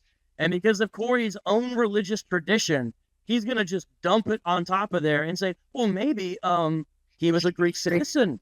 Maybe he was raised in Greece. He grew up in Greece. Maybe he went and circumcised himself. You got all these maybes, all these supposals, all these hypotheses, but the Scripture itself is actually incredibly clear about what it really says. This is where you see that the Bible is meaningless to cultists. The Bible can be plain, incredibly stark, and it doesn't matter what it says to Corey because he'll just read right over top of it. And you never dealt with the parallel point of Timothy. Why was Timothy, if you want to use the phrase, compelled to be circumcised? Paul did it himself because it would be a stumbling block to have somebody who is part Jewish on their mother's side not be circumcised for the sake of the mission. That's why he was, and it's mentioned. Titus was not. And then it goes on to say, if you read the context of Galatians 2, it even proves the point further because it talks about false brethren sent to spy out our liberty. Well, what's he talking about there? Spy out our liberty about what? So your reading is completely acontextual. And I know it's embarrassing for you, but since you haven't moved at all, like you haven't advanced the conversation because you're just returning to the same talking points again and again and again, we have to go back to those until you advance the conversation. Which book of the 3 books is this claim about 135? You gave a specific date, but yet you gave us a 715-page book, no source, no page. Then you'd say later you probably sent the wrong book out of it. You had all that time and then you sent the wrong book. Part of the 3-volume set of the 4th century writer makes the claim that in the 130s, these people were replaced in some way. I never brought up the idea of bloodshed and war and battles and fighting. You kept on saying that to make it seem as if I was misunderstanding your point. Your point, which you revised heavily in later editions, was obvious. And then when you finally brought a source, it was from 300 years later, and it was from someone who criticized what you're promoting because he's a Christian apologist, and he criticized Ebionism. Again, you never responded to that. Ebionism will be closer to what you hold to because you're a legalistic Judaizer who tries to push the law on people despite the fact that they have freedom in Christ. That's what this whole conversation is about. Well, he's criticizing it. So he's not doing what you said. You said, oh, look, he's showing how the Israelite state of mind got overtaken by Roman Gentiles. And you mentioned a date. You've never given the source that relates to the date. You dropped a page, a 715-page book without a link to any page. So I'm just reminding you of your own failures. In a normal conversation, I wouldn't do that. If the person said, you know what? My bad. You were right about that. Let's move on. I misspoke. But that's not what you've been doing. You've been bragging about how careful of a listener you are and how amazing of a debater you are and how you got this great reputation. And since you're doing that, you need to be humbled. So I'm simply reminding you of your utter failures in this conversation. It's not a good look. It's not an example of prowess. And I'm going to keep on putting it to you to make you prove your points that you claim. Who are these historians who hate Tacitus's guts? Because you try to discount the source of Tacitus when my whole point by bringing up Tacitus was to show that the Romans despised the Christians and the Christians resisted their tyranny. That was the point. because it's not they're going to let them take over in any kind of way. It's resistance to the Roman Empire. What's this claim about historians hate his guts? What are you talking about? Who name us one historian who hated Tacitus? What are you talking about? It's just amateur hour nonstop.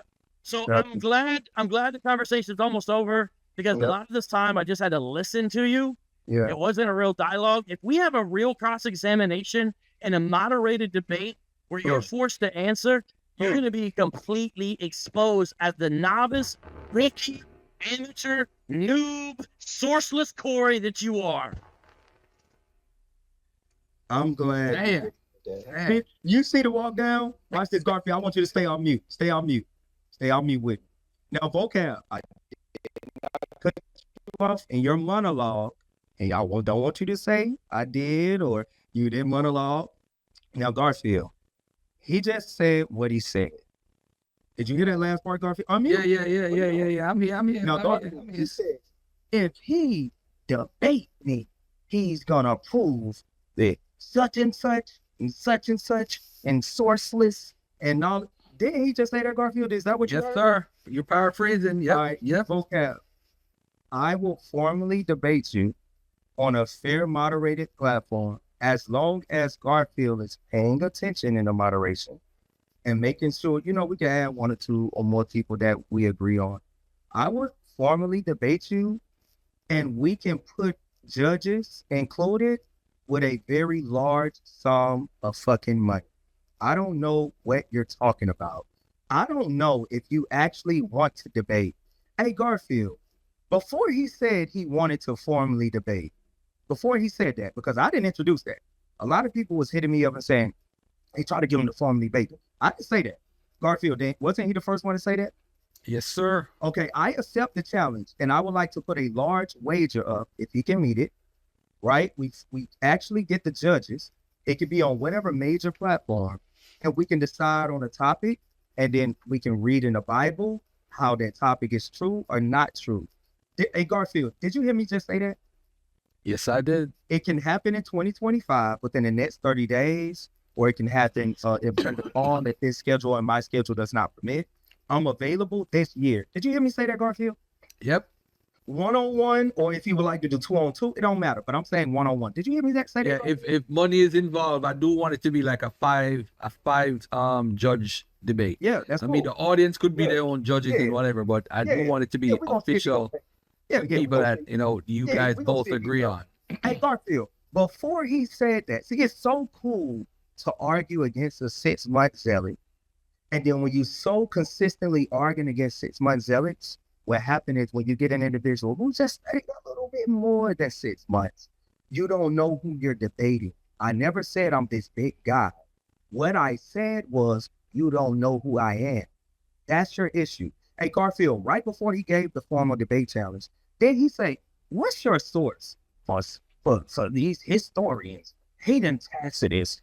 What is your source for that? You got a source for that? I mean, just one. Did he say that, Garfield? Yeah. He said that. Yeah. He said that, right? All right, let me put this inside of the chat. This is crazy. We don't have to do this. We don't have to. Hold on, let me copy the link. And I'm going to read it. It's bad. This is bad news for Christianity. This week for Christianity is terrible. Now, notice he told, I'm not even going to address the other part. I'm going to put it in the chat. Everybody reading along with me. And Garfield, put it at the top. Put it at the top. Now, we just offered Faithful to God $20K to debate. It could be Christian moderators. And one of them that I actually was going to decide on, that somebody told me to possibly choose, was Vocab, if he was willing to do it.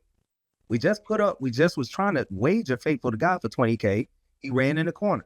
We told him to pop out just like Vocab. Shout out to Vocab. Vocab just popped out on a neutral platform, and he's having a discussion with me. We tried to give $500 for Faithful to God to just do it. We knew that he was going to do what Vocab is doing right now. And watch this. I just put a source in the chat. This is Tertullian 144. He was around from 145 to 220. So 2nd century. This is a Tertullian Apology, chapter 16, right at the top. Everybody read along with me. For like some others, you are under the delusion that our God is an ass's head.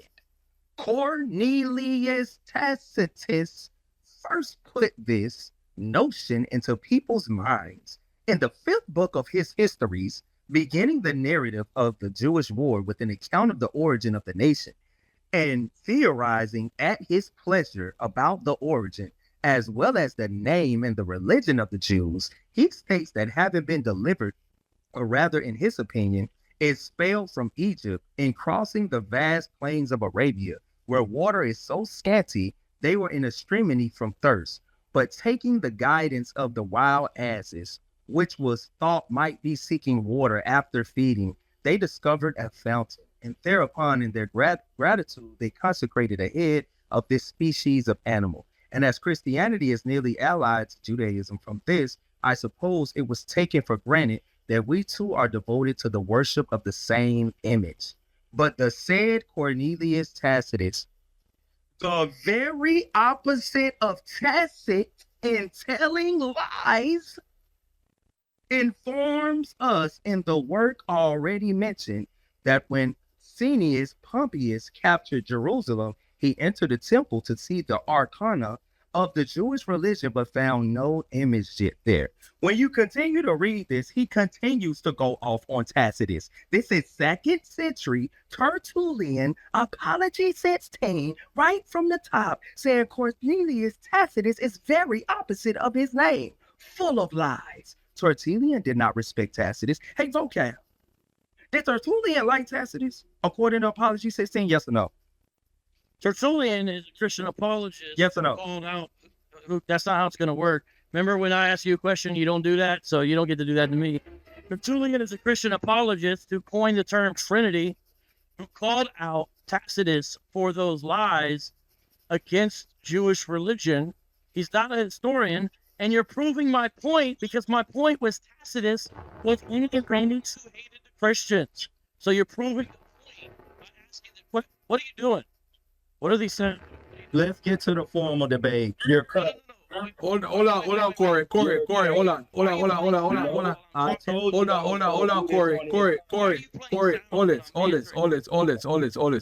Y'all see how quick I'm kind of confused, right? So Tacitus, you know what? Let me not even jump in the middle of this, but let Vocab respond, bro. Come on, bro. Wait, Let him feel. respond. I said I was going to because he did it multiple times. Who's playing sound effects when I'm answering the question? Me? That's Corey. Because I'm not answering the question. Garfield, is that standard procedure that when someone Is you cutting me off standard procedure?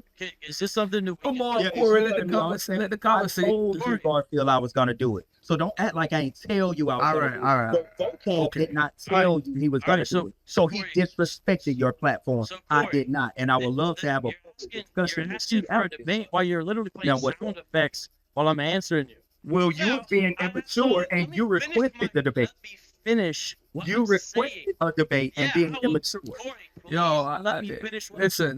Hold on, Vocab. Hold on, Vocab. Can I talk on this show? Vocab, hold on 1 second, bro. Hold on Why? 1 second. Hold on. Just let me Corey, speak. hold You on. I'm going to say this. I'm going to do this for 10 more minutes and then I'm going to You close already the said room. it. No. We're done. Let me finish. You already said 2 minutes. Hold Okay. your word. We're done. Go ahead, After I respond to what he just said.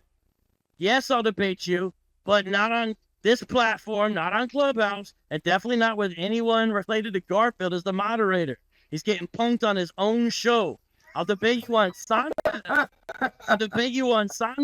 A much larger platform, and you got to show your face. And the topic will be, did the Roman Empire take over Christianity to Nicaea? And I will absolutely debate you on that, and we'll do it in a public way.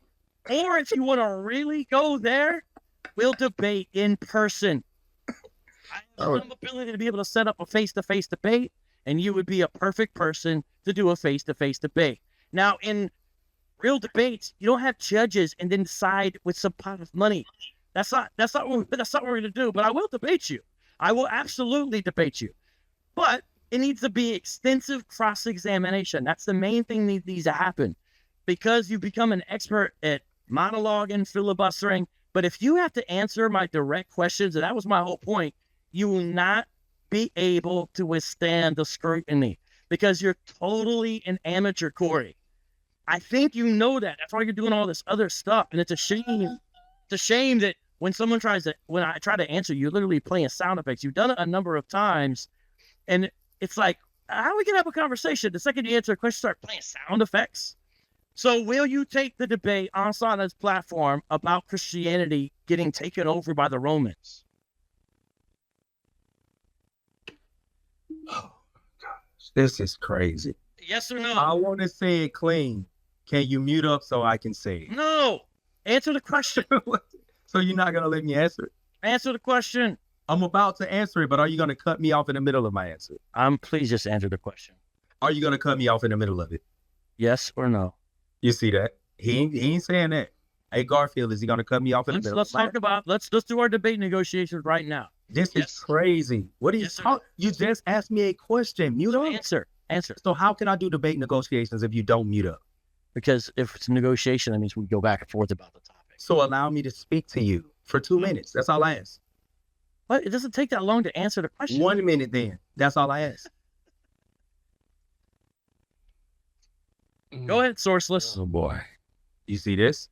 He don't want to debate me. I literally just said, I already know he's finna cut me off. I'm not. will you debate me, Sourceless Corey? I'm talking to you, Sourceless. Yes, I'll debate you. On Sana's platform. Now, wait. Let me answer the question. What are you doing? You're being childish. Yes or You've no? been childish all day. You've been childish all day. Sourceless Corey, will you You've been debate me? childish all day. Mute up. Garfield, are you gonna allow him? Are you gonna jump on mute real quick, like you did me? Once y'all see this bias, me and Garfield gonna have a conversation. I'm about to end the show right now. No, you're gonna wait till I answer his question in full, but mute him up. All right, go ahead. But tell him to mute. Mute up, vocab. Let him Thank you. Okay, end the show. Look out. All right, Sourceless. Look, mute. Watch this. Mute. Thank you. Everybody just heard me. I just accepted your challenge for a formal debate. I just accepted it. I said we can choose moderation. I accepted it. That's what I said. I also will gladly accept a physical formal debate. What are you talking about? What? I just tried to put one together with a lot. I had a 10,000 square foot building with Harvard professors flying into Atlanta. What are you talking about? Of course I would. Vocab, you don't know who you're talking to. Ask around. That's all I'm saying. Ask around first and then offer. Now, vocab. All right, Wait, man. Wait, what is wrong with this dude? Wait. Mute up. Mute up. Man, mute up. I didn't speak over you. Mute up. You don't know who you're talking to. Mute up. Mute up. You think you're saying little stuff that scares people. Hey, vocab, you can get my phone number from Garfield right now, and we can go over every single detail. I'm in Atlanta, Georgia right now. How fast can you get here? What are you talking about? This dude said, I'm gonna come in your presence. Like that's gonna change anything. You better not wear that cap when you come. Right. This guy's weird. Now let me finish. So I've already accepted. February 17th in Brooklyn. I'm not going to no damn Brooklyn. What are you talking? I hate New York. February 17th in Brooklyn. I got a moderator. I got a whole song against Brooklyn. Congratulations. I got a come to Atlanta. I love it. Come to where I am. Didn't you go to Cap? Didn't you go to Cap in San Diego? We'll go to neutral territory. Didn't you go to Cap in San Diego? Didn't you go to them brothers in London? Didn't you run down on GMS Camp? You ran down on everybody, but you won't run down on me. Why? February 17th. I thought so. I got a date. How you just gonna call out a date and a time that nobody can make it? What are you talking about? Why do I have to come to where you are in Atlanta? That's the question. You come to where everyone is. We both go. Why am I different? Because I'm the moderator in Brooklyn. That's why. Man, this is crazy. Why am I different? Because I already have. Why do you have to yield to your moderator that I don't know? February. No, Garfield is the moderator. It started with Garfield. It's going to be moderator. No, it started with Garfield. No, Garfield had his own platform. You came here and agree on a moderator, and Garfield is not the moderator. Okay, I do not agree on He's a your good moderator. I don't researcher, know but them. he's a horrible moderator. I don't know Okay. your moderator, so I don't know them. Then we can Now make it in what? Harlem instead, and Sonetta So can Rodney, moderate let in Rodney do person. it then. Let Rodney do it then. Why is it? It's funny. Why is it gonna be one of your buddies? Sonetta's not my It's buddy. somebody that we both know. You know who That's what I'm telling Sonetta you. is? You wait. Is somebody? I believe Garfield texted me. He wants to do it. February 17th, Garfield Sonetta texted me. in He Harlem. wants to do it on Rodney's platform. Now we on I'm not Rodney's gonna platform. do one of these rooms Man, again. this is crazy. Will you come to New York? I'm not, February brother, 17th. brother. Did you hear Okay, me? okay. Let's You don't make want to it. debate me. You don't want to debate me Why am I telling you a physical time and place? because you're trying to give me a large stretch. So if he doesn't come to this, if he doesn't debate this, he don't want to debate It's me. farther from me coming from Phoenix. It's farther from Oh me. my gosh. So Hey, Garfield, let me ask you a question. Right quick. I'm gonna put the moderation. Let me ask you a because in question. Brooklyn, I've got South Showtime, and I just called him the other day. Garfield, can I ask Said you a he's willing to question do this. on You the don't live like right South now while Showtime. Vocab is here? And notice Okay, South what's up? Showtime's a Hebrew Hey, Israelite. If Garfield, you don't like South did Showtime, Vocab Malone then we can do debate Sonetta Captain in Harlem. Cesaria? Yes or no? If you don't like, Yes. it was Tazama. What was the topic? It was Tazama, first of all. It was Tazama, not Tazaria. No, that's not what I'm talking about. See, you got those digital on stage embarrassment. You don't know what I'm talking about. Hey, brother Garfield, brother Garfield, Yeah, did yeah. Vocab Malone We got debate three Captain options. Cesaria? Oh my gosh. You got See, he won't Berean, listen to you got Style Showtime. Who's the third one, Vocab? No, answer my question, Brother Garfield. Berean in I told you Queens. to We come got three off options mute. in Queens. What are you talking about? I'm sorry, one in Queens, one in Harlem, one in Brooklyn. We I got don't three know options. these folks. How do How you do I not not know know who Sonetta is? How do It's you a not know who I'm Brother saying I Berean don't is? know who How do they you are not know who personally. South I Showtime don't is? know who they And are the reason why I personally. know it's good is because I called him yesterday. and said, I'm Garfield gonna be does there. formal debates. Why are we Garfield, not can I doing it please with him? speak? I have a plan already. It's not Man, this come is to crazy. Atlanta.